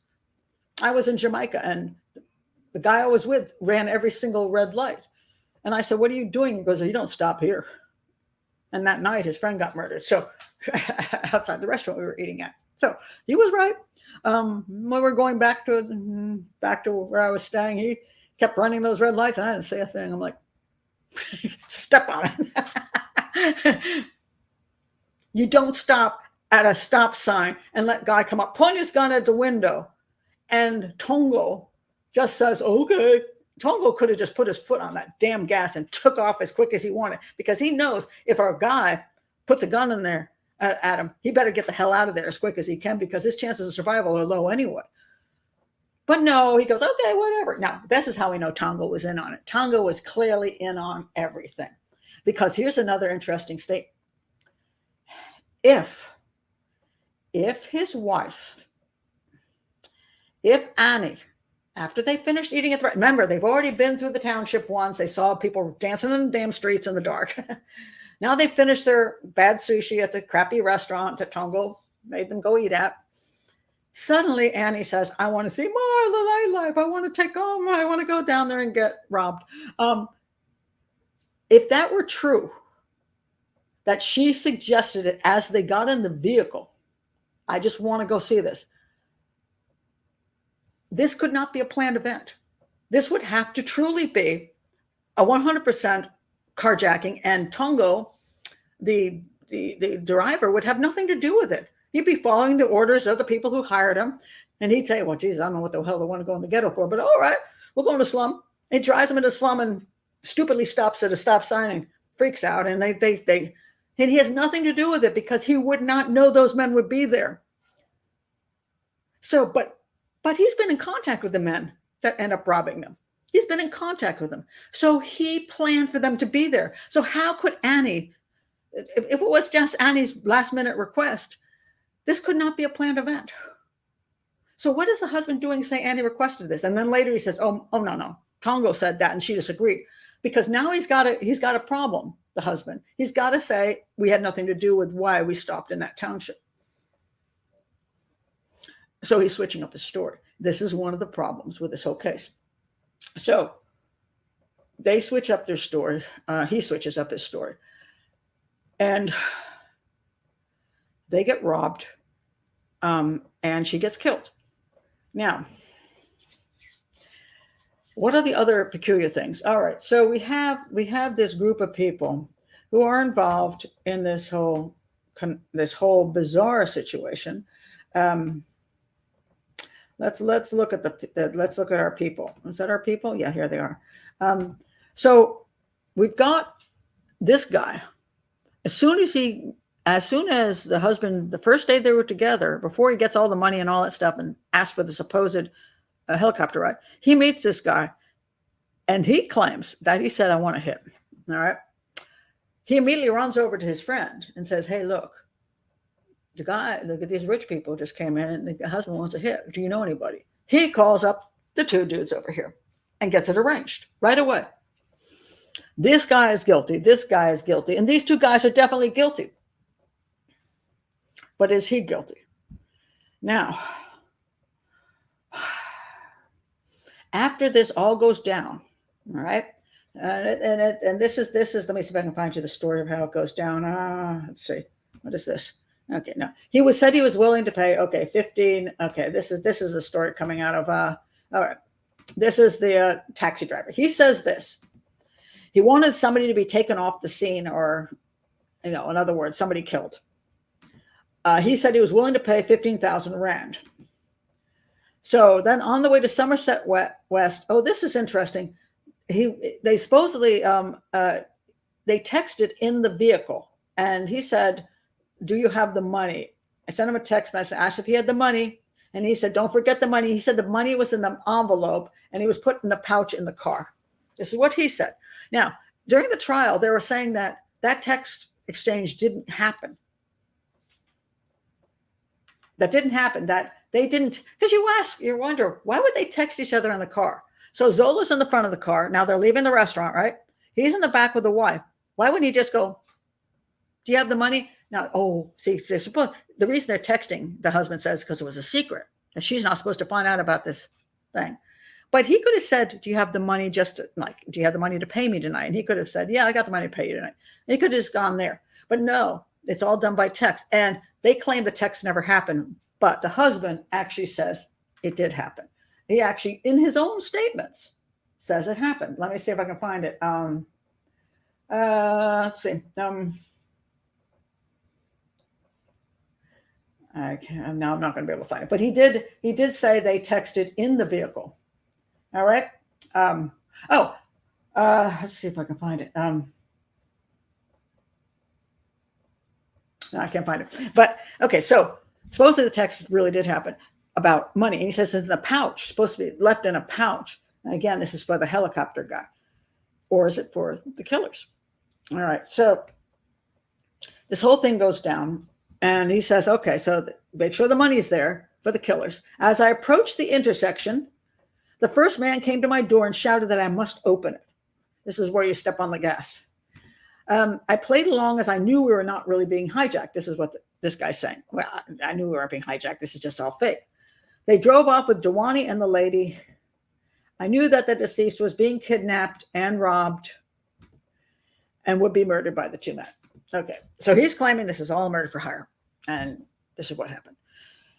Now,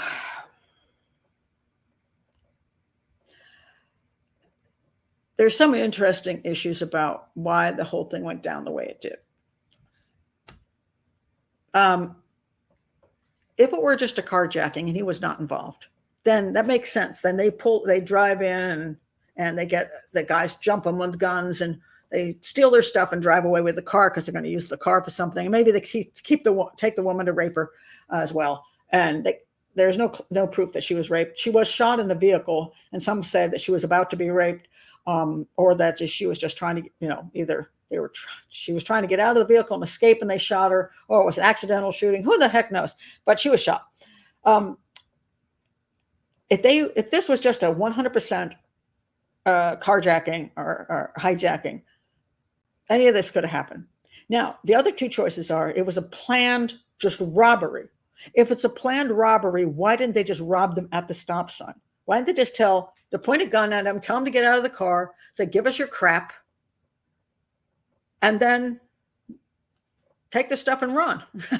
They could throw the car keys, grab their phones and run away, throw the phone someplace. By the time they find the car keys and get in the car, the two killers here, these two robbers will be far away. Why don't they just make it a robbery? Why did it have to be a carjacking? If this, why did he? If he's just trying to make it a robbery, why the carjacking thing? Or did something go wrong? He told these two guys just make it a robbery, and then they end up killing him. So they try to change the whole story. That's one of the questions. On the other hand, well, did he ask for this to be a carjacking because he wanted it to look like he didn't want to see his wife get killed? So he's like, okay, just carjack us, just toss us out of the vehicle, we'll give you some stuff, and then you just take off and then kill her someplace else. I don't have to see it happen. Okay, that's possible as well. Now, we run into the issue of money and what happened afterwards. First of all, the claim is none of these guys made enough money on this deal to make it worth it. Well, the fact is they did commit the crime. All four of these guys, we don't know about him yet, all four of these guys were totally involved in a planned robbery and carjacking. There's no question about it. So they accepted the money they got. Now, the claim is he wasn't paying enough money for an actual kidnapping and a murder. Okay, so therefore, what was it? Was it just a robbery? And he had nothing to do with it. So this guy planned, he said, okay, we're just going to rob them. And they got a reasonable amount of money for robbing them. I mean, at least got $6,000 worth of crap and whatever cash. Now, mind you, he only said he gave over $4,000 of cash and that $10,000 was in her purse, which none of this makes sense, but it was supposed to be hidden in a pouch.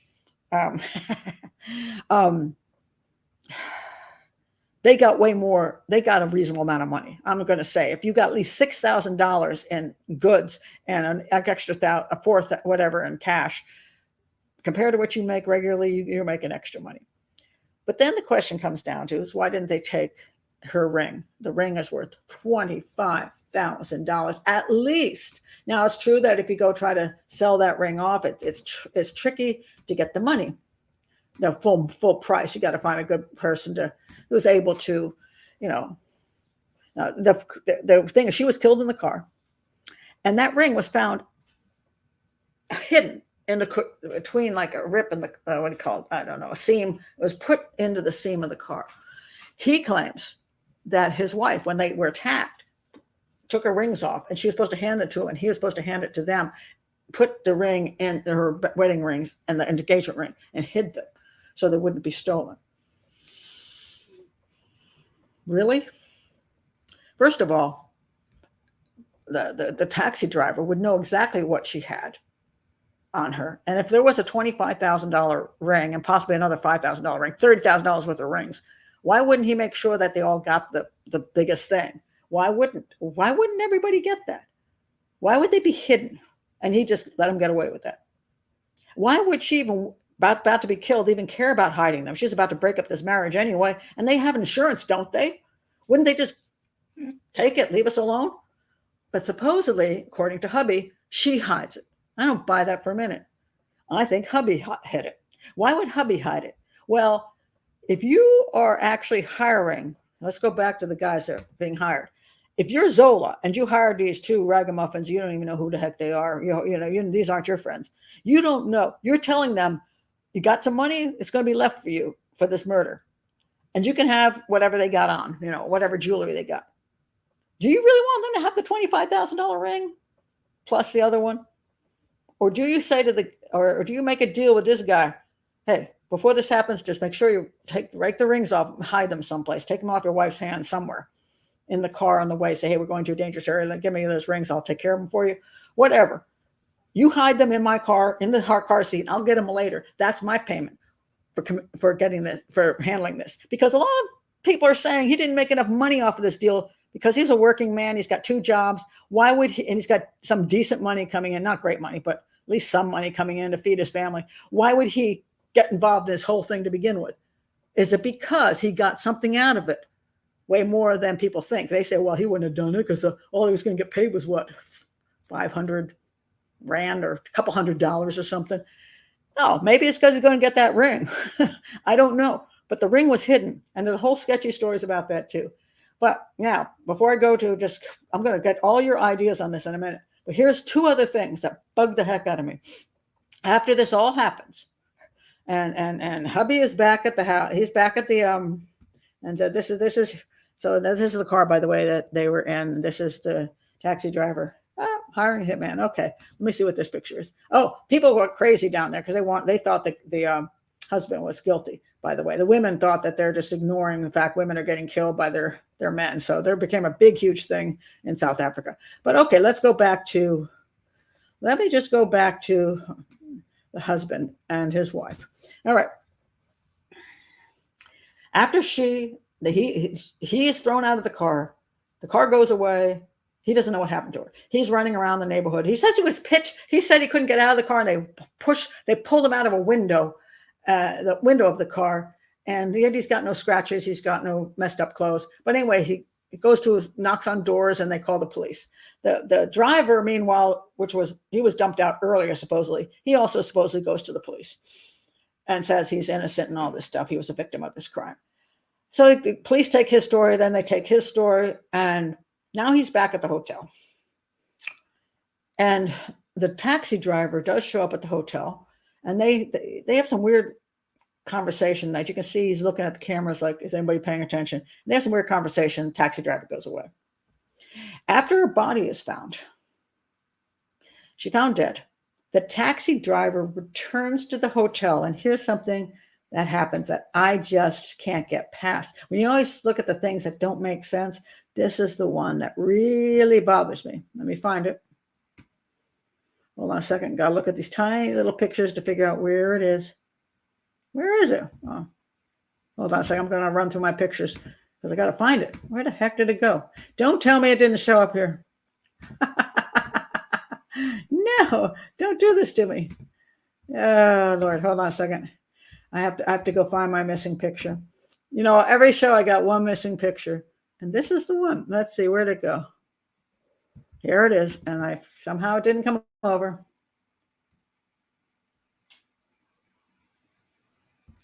Okay, here we go. All right. After her body is found, this is the husband. You see, the husband is there on the left. He's in the black trousers there. The taxi driver's in white. The taxi driver comes into the lobby, and the husband says and signals to him essentially to follow him. They leave the lobby and go into a side room, one of those, just where you hang out. They got computers and stuff where there's no cameras. When he's in that side room, he hands something to the driver. The driver, you see him coming out. Now, the driver apparently he's handed an envelope, in a plastic bag, an envelope and a plastic bag. He puts that in his pants, and he goes into the bathroom, checks on what's ever in that bag. Then he comes out, and you see him now leaving the hotel with that bag. All right. What's my issue with this? What is my issue with this? Well, I'm going to tell you what my issue is. And tell me whether you think the same thing. I'm going to get to your thoughts in just a second. This guy, according to him, now mind you, according to his later story, they leave the restaurant and his crappy taxi driver decides to drive them into a slum where they are attacked. Now, whether he knew at that point that the taxi driver was in on the robbery and eventual murder, or whether he thought he was an innocent victim, when the taxi driver comes to the hotel, he pays the taxi driver for the ride. That's his claim. I paid the taxi driver for the ride. Let me see if I can find this statement, which I just thought was just so bizarre. Okay, let's see. I got to find this where it is. Because his statement is really bizarre. All right, so let me read more of this for you. Okay. I had not talked to Tongo since Sunday when I saw him at the hotel. So after this happened, he saw him on Sunday. I asked Luchman, which is I think one of the detectives, whether I could speak to him. I took the phone and asked Tongo how he was. He sounded very down and said he was not doing well. He complained that he was being chased by the media. He told me that he had no money and now he had no car because the car was, at that point was in the police hands and no way of earning money. He said something along the lines, he did not know how he was going to survive. I felt sorry for him and decided that I would give him the $1,000 rand that I would have paid him for the trip on Saturday night. Wait a minute. The guy drove you into a ghetto where people robbed you and killed your wife, and you want to pay him for the taxi ride. Really? Now you're supposedly the naive visitor. And this guy who gives tours to tourists and knows where danger is and danger isn't, gets your wife murdered, and you want to give him money for it because you feel sorry for him. I can pretty much say if that guy ever showed up in my face and said, oh, by the way, could you pay me for the trip? Which, by the way, was only half a trip because we didn't even make it back to the hotel. You think I'm going to give you money for getting my spouse killed? You can go F yourself. I mean, I would be so furious, I won't punch that person in the face. But no, he can die for it. So he gives him, this is what's in the bag, suppose. He takes him in the back room. Now, mind you, he's only paying him 1,000 Rand. It's not a lot. It's like $50, $70, something like that. It's not a lot. Why doesn't he just take it out of his pocket and hand it to the guy? But he takes him in the back room, has it in supposedly a card, like a thank you card on top of it, and puts it in there and then in a plastic bag and then hands it to him in the back room. He's got to go into the bathroom to check what's in the bag. Why? If he's just paying you for I'm going to give you some money for the ride. Why do you need to go check on how much money it is in the bathroom? Did you want to make sure whatever was given to him was enough for whatever he did? So my guess is there wasn't 1,000 Rand in that bag. There was a whole bunch more in that bag that was paying for whatever was being paid for, because otherwise he wouldn't want to see this guy's face. And I just don't, and the guy's not going to be going into the bathroom to check out how much money he got. Then he says this: I told Tonga that I was leaving that night and I had something for him.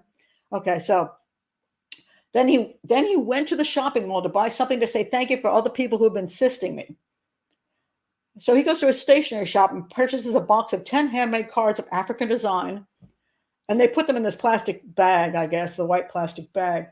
And then he goes back and went to my room and wrote a thank you card to Tongo.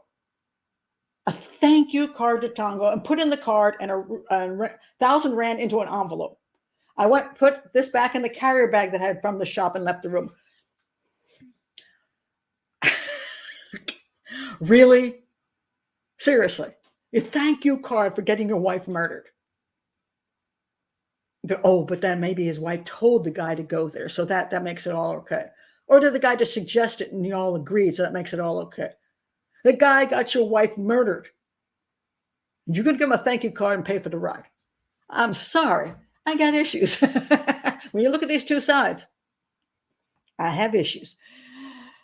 I cannot recall if I called Tongo or told me, and I asked him to come to the hotel as aware of the media outside. And then he explains how he does this. Tongo followed me. I thanked Tongo for all of his help in getting what? For not arranging properly this supposed helicopter thing, but for taking him to a restaurant that sucked, for taking him into an area of town that was dangerous and getting a wife killed. But okay, thank him. And gave him the bag saying there was something inside for him. Another surprise. Surprise for Tongo. He said then he was sorry for what happened. Oh, I bet. I asked him if he knew when he was going to get his car back, and he said he had no idea. And that's, the thing is, I think when that ring that was put in there, I don't know whether that was intended again for Tongo, and that was his payment. And then what happened was Tongo didn't get the car back as quick as he thought, and the police found it. So then he didn't get the ring. So I think that's why there's something in the bag that was, I don't even know what happened to the ring. Maybe the ring was in the bag, who knows? And then he denied any kind of guilt in any of these things, and so on and so forth. And he didn't get convicted. So the two sides, what do I think the three things are? One, it's pretty odd that, yes, he would show up and hire the first taxi driver, to try to get a hit. That's really weird. What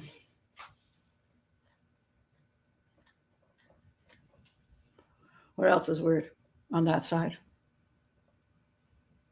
I was going to come up with three things. I can't come up with the three. On this side, I come up with, why did you hire a sketchy dude and not take the hotel transport? Why would you hire a sketchy dude to drive you around town? Why would you hire a helicopter pilot through him when you wouldn't know who that helicopter pilot was? And why would you agree to meet him at late in the evening in the dark, and not have and bring him all money? Why would you not show up at the place you had your reservation at? Supposedly what happened was, the theory was that they weren't supposed to make it to the restaurant with the reservation. When they went through the town the first time, they were supposed to be attacked then, but the guys were late because nobody seems to be good on time there. So that's why they ended up having to go to the other restaurant and hang out, so then they could go back through and try again. Why would he claim that his wife was the one who wanted to go in the middle of the night and in a dangerous time of night to to a location with all her bling on? Why would he say it was she wanted to do that? Why is he exchanging money on the black market? Yeah, okay, so over here, I've got like a whole bunch of reasons why I think this guy is guilty as hell. The only reason over here is really that, that fact he's actually gay and he wants to get rid of the marriage, and he actually told one of the guys he was with that he wanted to get out of the marriage. Because if she dies, then he can be a widower for a long time, and that really works nice. He's already a sketchy, creepy character. He's a liar. Over here we got, how did he find a guy right from the airport? So I got 1 over here. I got 12 over here. Okay. That's where I end up.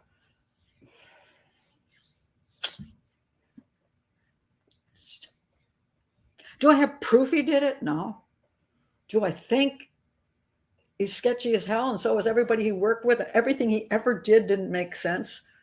And you try to excuse all of these things as changing of stories, his black market money changing, his weird ideas to get cheap helicopter pilots, his claim the wife wants to go there. You could say he's naive, he's stupid, he's whatever, but he's not. This is a worldly guy, knows what he's doing. He's dealt with enough criminals in his life because he's hiring rep boys in many places. And he has the money to do everything right, but he didn't do anything right. Why did he hire a guy from the airport? And could he have just done it and gotten away with it? Well, if you were thinking, by the way, he had a relative, not a relative, but a friend of a relative who got killed in South Africa in a hijacking, but like only a couple years prior. So he may have had that in his head and thought, I'm going to ask the sketchy, I'm going to see what I'm finding, just see what happens. Maybe he didn't think it was actually going to work out, but he got Tongo, and he said to Tongo, hey, somebody can help me out here. And Tongo's like, look at my wife, see the ring on my wife's hand. I'll give you money. I'll give you the ring. And his Tongo guy says, I can work with it. You just got lucky. Is it possible? All right. Sorry, I went on a really long time because this is the craziest case ever. So I'm going to now check your 500,000 comments. I'm like, wait a minute. Was that on my face? Hold on a second. Did I have that on my face for like the last, I don't know how long. That wasn't supposed to be on my face, but sorry about that. All right. Wait a minute. Who's to say Tongo and Shrien met accidentally? There is a question about that. There's a question about that that we don't know. We really do not know. Theoretically, yes. There are some claims that they could have been set up prior, but I just don't know that that's true. I don't see any evidence of that. So I think it would be more of a luck thing. And just sorry about that. Oh, I see it in my hands and feet. I couldn't see that. Sorry about that. Sometimes when you click on things, when you go back to the main screen, it doesn't show that you left the picture up. I apologize for that. Walter Matilda says, it saddens me that Annie was too nice to pull out of the wedding. Yes. Sorry about that. It's too late and I can't fix it. Everybody's saying that. Fluttering hands. Sorry about that. And I can't fix it. And I don't do, editing. So sorry about that. This is so much stranger than I thought. It was a really bizarre situation. It really was. How do I rate how the police handled the case? No idea, Molly, because this is one of the problems where I don't know how South Africa works. I didn't see the whole trial. I can't see all the police transcripts. The people say the police were crooked, that they just wanted, said that they wanted him to be guilty of hiring somebody so that South Africa would look better for tourism. So basically what they're saying is, we don't want tourists to think that if they go out in the middle of the night to a township in a dangerous area, that they might get robbed. We'd rather have them think that you can come to South Africa and hire a killer to kill off your wife. That's better. None of that makes sense. I can't see that the South African police would have a really great reason for wanting to try to implicate him. I just can't see that as true. That's a lot of work. You're involving somebody from another country. And you already got four pieces of crap who are clearly involved. Just let it go as they made a bad decision, bad guy. Hey, it won't be the first carjacking ever in South Africa, in Cape Town. And they made bad decision to go off with this unknown fellow. They all they had to do was say, tourists, book through your hotel. Don't go off with strange taxi drivers, for God's sakes. Don't do that. And don't do that. They did that, and then they ended up getting killed. She ended up getting killed. That's all they have to say. They were stupid, and I can't see any reason they would implicate him unless they had really good reasons to implicate him.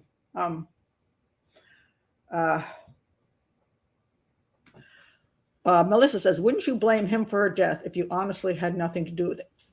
Wouldn't you think? You think you would be so angry with that taxi driver. There's no way in God's earth you would want to see that man's face ever again. He killed your wife. You got your wife killed. He didn't kill her, but he killed your wife. This is before you even knew he was involved. But you're going to give him a thank you card and pay for the taxi ride? Get out of here. And this guy's supposed to be Mr. Cheapskate, right? Why is he thanking everybody for how wonderful they all are? Because I think he's trying to present an image that he's a really nice guy, and he had nothing to do with anything. That's what I think. I just find that really difficult. Did he stand to inherit? No. He had money. He wasn't getting money from her. There's not a life insurance issue. It's not. He had way more money than she did. He didn't need her as a wife for money. I think he needed her as a beard, but she was catching on because he wasn't interested in her sexually. And, it is his wife. I mean, that's your husband. You at least want to have some kind of relationship, unless they made a deal before they got married. Look, you can have all the boyfriends you want. Both of you can all have all the boyfriends you want. You all have all the boyfriends you want, and we'll just have kids together, and we'll cover up. But I don't think that's the kind of life she wanted. And I think she started getting on the honeymoon, started going, no, already had issues with this guy. And now I'm pretty sure that he's gay. And I think that he probably, whether she might have found out that he was on gay websites. He might have found out that the whole thing was over. She was going to go back and she was going to divorce his butt. And she was going to say it's because he's gay and everything would get ruined for him. And he only had, Tongo said he had to get it done quickly, probably because this is his one shot to get rid of her and not have to deal with the fallout of him being told, that he was gay, and this was all a big farce. This way, if she just happened to get killed, he could be the widower forever and nobody will be suspicious. I think it's a good, kind of an interesting methodology. It works pretty well.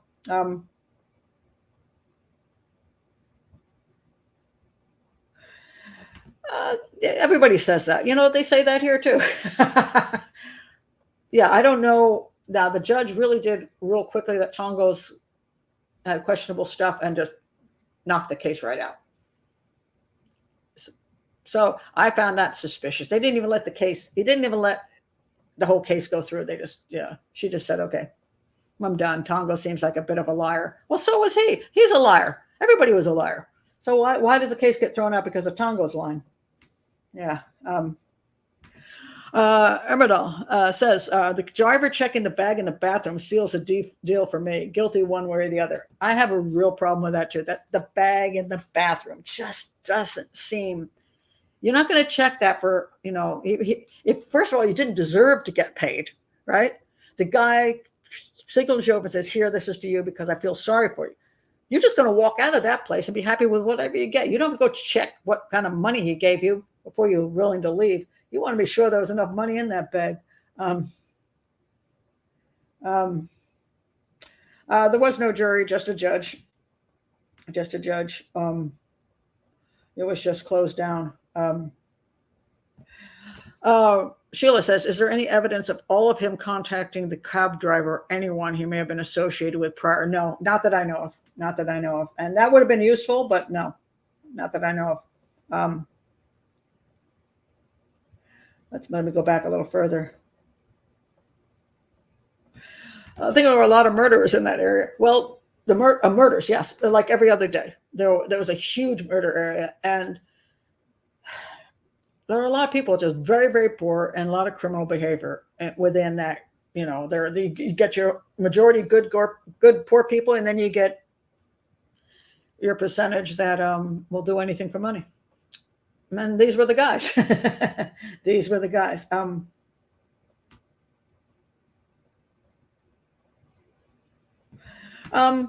Why in the first place on a honeymoon, most dangerous places on earth? Well, Cape Town is a lovely place. Now, you just use sense. You just don't go off with a sketchy taxi driver. That's all. I mean, I would go to Cape Town in a heartbeat. There's a lot of things to love, especially I want to go see those animals too. Go see the animals and come back to Cape Town. It's pretty and beautiful. You can see all kinds of cool things around there.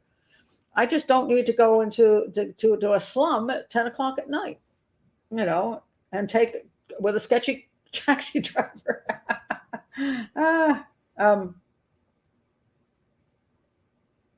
Let's see. Are you talking about running scams?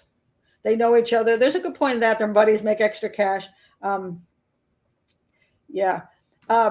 They needed to separate Shrien from Annie, probably instructed to do so. According to, depends which story you're going with, that Shrien didn't want to see his wife get killed, so that's why they were separated. Although they could have easily just stopped the vehicle and gotten them all out of there and just shot her and then run away. Been a lot easier, but these guys aren't brilliant.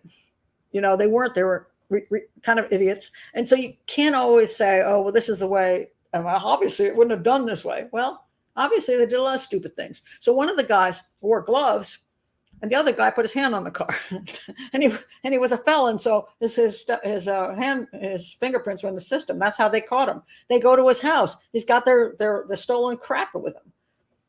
They, they're not necessarily bright. It's like they try to claim they were bright, but that's necessarily so. Let's see. Waltzy Matilda says, my South African roommate once said, you never stop so close to the car in front of you that you can't turn the wheel and pull out if you need to flee a situation, especially at night. Yes, it's true. And he's a taxi driver, so he knows this. He absolutely knows. You don't go into a dangerous area and pull up and stop dead at a stop sign. Nobody, there was no claim that he had to stop at the stop sign like there were other cars there and, he had to give them the right of way. Yeah. Oh, that's a good point, Molly. For a controlling person, he certainly let his wife and taxi driver make a lot of decisions. Bingo. Yes, he did. Isn't that interesting? So, yeah, see, his control was in such a strange way during this trip. And his giving up control was also in a strange way in this trip. This is why I say you get things that just simply don't really gel. And so while it's very hard to prove, it's also things just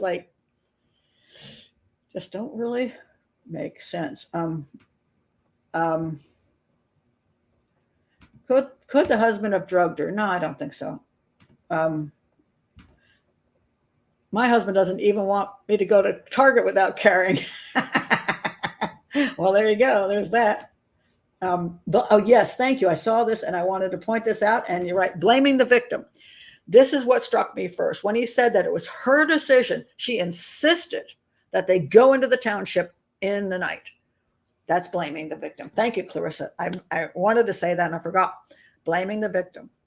It's like, it was her fault. Wasn't mine. And he didn't even want to blame Tongo. Normally people blame the guy that should have known better. You could still be a naive moron, but what about Tongo? Oh, I felt sorry for him, so I wanted to give him a gift card and say thank you and some money. Seriously. Yeah, again, they're trying to say he's like so naive. This dude is not naive. I mean, if he can hire prostitutes around the world and he can travel everywhere and has handled all kinds of travel in his life. He's not a 19-year-old kid who just, is got a backpack on his, on his back, and he doesn't know I've never traveled before, but I got my backpack and I'm going to, don't know any better. I just like, hi, I'm drinking and having fun. No, this guy is not like that. And he wasn't drunk. He wasn't drugged. She wasn't drunk or drugged. So they should have had, I think they were at the restaurant. He had one alcohol drink and she had a glass of wine. These are not people who their minds aren't working properly.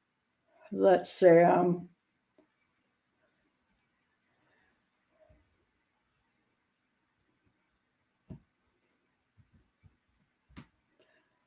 Um, yeah, Charlotte says, I believe her husband was in on the whole thing because she was probably going to tell his family the secrets. I would think that was a big, huge issue. That's why I think his time frame was like he was really up against the wall if he committed this crime. And of course, again, the whole case was dropped. He is not found guilty of anything. He's got himself a man now, though. He's got a boyfriend, and now it's publicly has a boyfriend, because what happened was he didn't want to admit he was gay in the beginning when this first whole case started. There were rumors that he was gay, and that's what the problem was. And he said, "Oh no, I'm not. Absolutely not gay." But then the information came out, and he couldn't get out of it. So what happened was when he went to trial, he made the statement right up front, yes, I'm bisexual, and that is true, because he had no choice then. So he just had to come forth and pretend that he wasn't hiding it. And so once that happened, well, now he's not hiding it because, and so now he's got a boyfriend. So yeah, all worked out well for him in the long run. Aisha said, Cape Town has been voted the best city in the world often. They knowingly keep the riffraff out of the city and in the outskirts. For this to have happened, there was the first red flag. He was involved. Yeah. Oh, Beast of Bangalore. Yeah, that's a very good. That's a good show. It's on Netflix. It's about a serial killer in India. Sky Ricky says, today I wouldn't wear any jewelry traveling because Pat said, don't be a volunteer for a crime. Even a fake necklace can attract the wrong person. It's interesting. That is true. On one hand, the interesting thing about is that with 22 karat gold, a lot of people think that this is fake because most people in the United States are used to 14 karat, and it doesn't have a very yellow look. It doesn't. I don't like it. I think that doesn't attract me. I like the yellow gold. And so a lot of times you wear this in the United States, they think it's fake and they'll leave you alone. But on the other hand, if you're in certain places and you wear very yellow fake jewelry, they think it's 22 karat gold. So, you never know. Yeah. Just don't run around with stuff that people can interpret as something worthwhile stealing in a situation where it's a dangerous situation. Yes, to point that out. Did Shrien have any girlfriends before Annie? If not, did anyone find that odd? He had a fiance before her, and he didn't have sex with her either. And she broke it up. She broke it off with him. So did he ever have sex with women? Not that I know of, at all, at all. So let's see what there's the thing about the grief issue. He must have known about the too high crime rate. Yes, he's not an idiot. You're planning a trip to a location. One of the things you do, again, they keep trying to claim he's naive, and I don't buy it for a minute. He's traveled enough about the world. He knows how things are in different countries. And so he's going to be well aware. He knows how to use a computer. He's going to know how to check, what is the safety issues here? How should I handle things? Especially when I'm taking my brand new wife on a honeymoon. You don't want to do something that's risky. You want to make sure you're safe and having a good time. The animal thing was fine. That was a nice, that was a tour that was set up, and they went to a nice place and they saw animals. I mean, I want to do that on a honeymoon. And then they come to Cape Town, and they could have had a lovely time in Cape Town. And if she really wanted to see the slum, she could have done one of the registered slum tours, and you would have gone during the day, and then she would have seen how people live and all that stuff, and eat food there and meet people and so on and so forth. And if she really, really wanted to see how the slum was at night, again, she could have gone on what was considered a safe tour. And he would have provided that, because it's not like a lot of times people do cheap things because they don't have any money. The reason you take that taxi guy is because you don't want to pay for the limo because you don't have the money for that. But that makes no sense to me that, again, with the money they had, he had 7,000 pounds of the money arrived, and they had all the bling, that you're going to take some whatever taxi driver rolls up to you. Oh yeah, I'm going to go with you. why just not just have a limo pick you up? Have the hotel people pick you up, for God's sakes. I mean, it makes no sense. Makes no sense at all, except that something else was going on and he's covering up. So,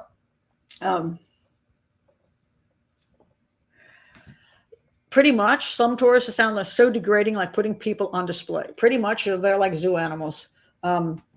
Yeah, it just makes me want to throw up. I mean, let all the tourists get off the bus with their cameras and take pictures of all the poor people and oh my, not ooh and ah, but go, oh, poor dears, but the horrifying way they have to live. I think it's supposed to broaden your mind, that you see something that you normally wouldn't see on tourism. Normally you just only go to the fancy places. Yeah. There's a lot of ways to see people who have less money than by going on a fake poverty tour. I mean, there's a lot of ways. You can work with volunteer services. You can meet people. You can, I've been in places where people had less money and enjoyed their company, but I didn't go on a poverty tour to get there. I just sort of ended up there or got to know people, and that's that. I mean, there's no perfection in life. I mean, you got more money and you go places. People say, well, you're just, here these people are super poor, like in India, people are super poor, and you're running around you're staying at nice places, and you've got a driver and you've got servants, and you're just, these people are struggling, and then you have all this money and they cater to you, and that's true.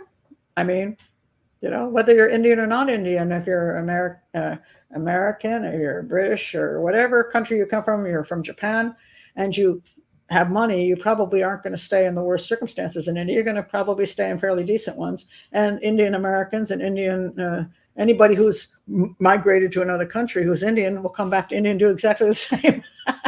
They're not going on any poverty tour, so they know it exists. It's like, we don't need to go there to see it. Some people think they're helping the community. Because they're going there, they're going to buy the food there. They're going to buy crafts. People do put crafts out. I mean, there's a lot of places in the world where you end up where there's poorer people and you buy their services. You eat at their restaurant or whatever. And that's fine. But in a tour form, it's kind of, it doesn't sit well with me. But, but if you want to do that, you do it in a safe way. You don't do it in a stupid way in the middle of the night, for sure. Some people say he didn't do anything wrong. The people of South Africa think he's guilty as heck, and a lot of people think he is not guilty, because there wasn't absolute proof, and they just think he just people are making too much of his desire to save money by getting his money changed in certain places, or that he just believed Tongo, because he's just one of those guys who's just really super friendly, and he just believed Tongo was telling him the truth, and he wanted to surprise his wife, and all of this stuff is just, we're making too much of these things, and it's possibly true. I mean, this is the problem. I think I don't know if there was a jury there and I were on that jury, whether I would be able to say without a reasonable doubt that he was guilty. Because I don't know that there's absolute proof. Now, there's 4 guys who said he was involved, but because there's so much question about the 4 guys, I don't know why they would have to implicate him. I don't think it serves them any great purpose to implicate him. I don't think it serves the government any purpose to implicate him. I think what happened was the guy at the hotel was the first one that ratted him out, that he's the one that said that Tongo told him this guy wanted a hit. And that's why he made the phone call. So he was the one that ratted out Tongo, and he's the one that got the immunity. And then the other guys confessed, and then Tongo confessed. So, the question comes down to: do you believe these guys, and were they paid by this guy, and do we have proof that he paid them? And I would say that little plastic bag thing is pretty good, but again, we don't see what's in the plastic bag. So if there was only 1,000 rand in the plastic bag, well, then that wasn't payment for killing his wife. If there was a whole like 5,000 pounds in that bag, Maybe he did. That was, and a diamond ring, I don't know. And so if I were on a jury, I don't know if I would have to say, look, he looks guilty as heck to me for 20 different reasons, but I just don't know whether I can sew those together well enough to say he absolutely is guilty. And so, do I think he's guilty? Likely he is. I think there's just too much. That's just too many red flags for me. But do I think in a court of law I could have found him guilty? I don't know. I'd have to be in that court of law and see what everybody said during the trial to see whether I would, which way I would have swayed on that. CJ says maybe it was payment for killing his wife. He was cheap with her in a lot of ways. It's possible that he was cheap in the payments too. So, again, you're thinking you're someplace you don't have to pay a lot to get something done. And even in the United States, you can pay some pretty low prices to get people killed. You got some guy's got a drug problem. You say, hey, I'll give you $500, kill my wife. And they'll go do it for $500. Their claim that this wasn't true was because these guys, two of the guys had good jobs. One of the guys had a sort of job, and the other guy was just a low-life criminal. But they're basically saying that the money split up between four people just wasn't enough for anybody to want to do it. But yet, even if there wasn't a hired hit, why were they willing to, all four of them, risk their lives with this robbery attempt to get stuff if it wasn't enough? And if they got $6,000 without even the diamond ring and jewelry, I'd say they made some money. So, and he did something else which was weird. Apparently he told them that he didn't tell them about the 10,000 rand that was in the car. He only told them about 4,000. So he didn't even tell them the truth about the money that he had with him. So that's another whole question. Yeah. She says, I would have convicted if I were on the jury. I said, I'm just not there. And because I don't have, from outside, I don't have absolute solid proof. I don't know what I would have felt like if I were actually there. I'm not quite sure. Would vote guilty. Wow. A lot of people think he's guilty. It's not just the South Africans then. Dr. Grande thinks he's innocent. He said he didn't think it was enough to prove in court of law he was guilty, but he also just doesn't think he's guilty. So, but I like the way he did his show. So it's interesting to listen to him, because when you listen, you say, well, he's got some reasonable points. He does, reasonable points. So,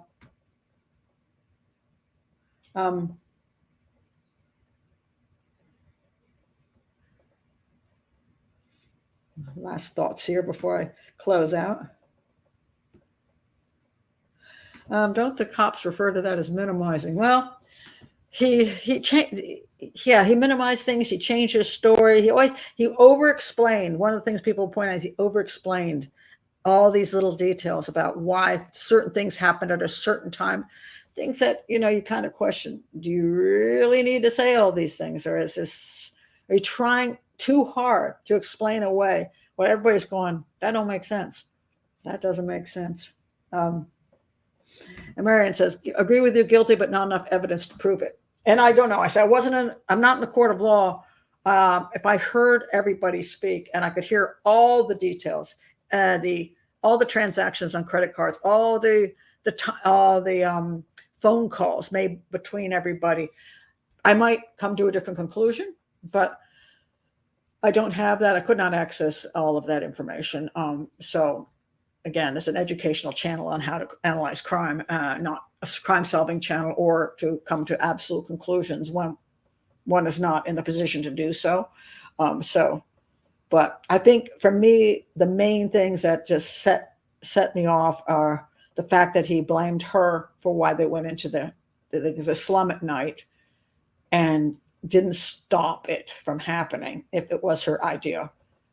And then it could not, if it was her idea, it could not have been, it would have been a random attack, and then the taxi driver could have nothing to do with it. But it wasn't a random attack, so it doesn't make any sense, because if it wasn't planned, then why didn't they just eat at the restaurant and go straight back? Because the Tonga would have had to make them, he would have had to pull into that place no matter what. What he's not saying, well, the guy just pulled off the road, and I didn't know. I said, "Where are you going? Where are you going? We're supposed to be going back to the hotel." And the guy's like, "Yeah, I'm going to take this route." He goes, "Hey, I don't want to go through this neighborhood." And then all of a sudden, these guys jump the car. That's not what he's saying. He says she made him do it, and that makes me suspicious. The second thing is the giving Tongo the money and a thank you card. That doesn't make sense to me. That's two big ones. The third big one is this helicopter bull crap, which makes no sense. And the fourth one is all the behind the scenes stuff he's talking to with Tongo on the phones. And then there's the money laundering. Yeah, they say again, 20 things I can come down to. But the only thing that really stands out to me on the other side is that he just hired somebody straight from the airport. Some anonymous taxi driver just turned into a guy. He says, "Hey, can you kill my wife?" And that is odd. And, that's the only thing I really can come up with. I thought I was going to come up with at least 3. I couldn't do it. So anyway, in the words of Mayor Marion Barry from Washington, D.C., absolutely.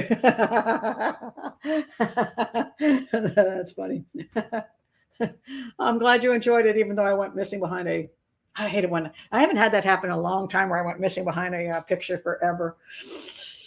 That's so frustrating to me. But if you click on something and go back, I see a different screen than you're seeing. And I didn't see that screen until I came back. So that sucks. But what can I do? Too late. Thanks, Pat, for unwinding this big mess. Well, I say I don't think I slept for 2 nights because I kept going through everything in my mind, and I kept going through all the documentation, and it's the craziest crime ever.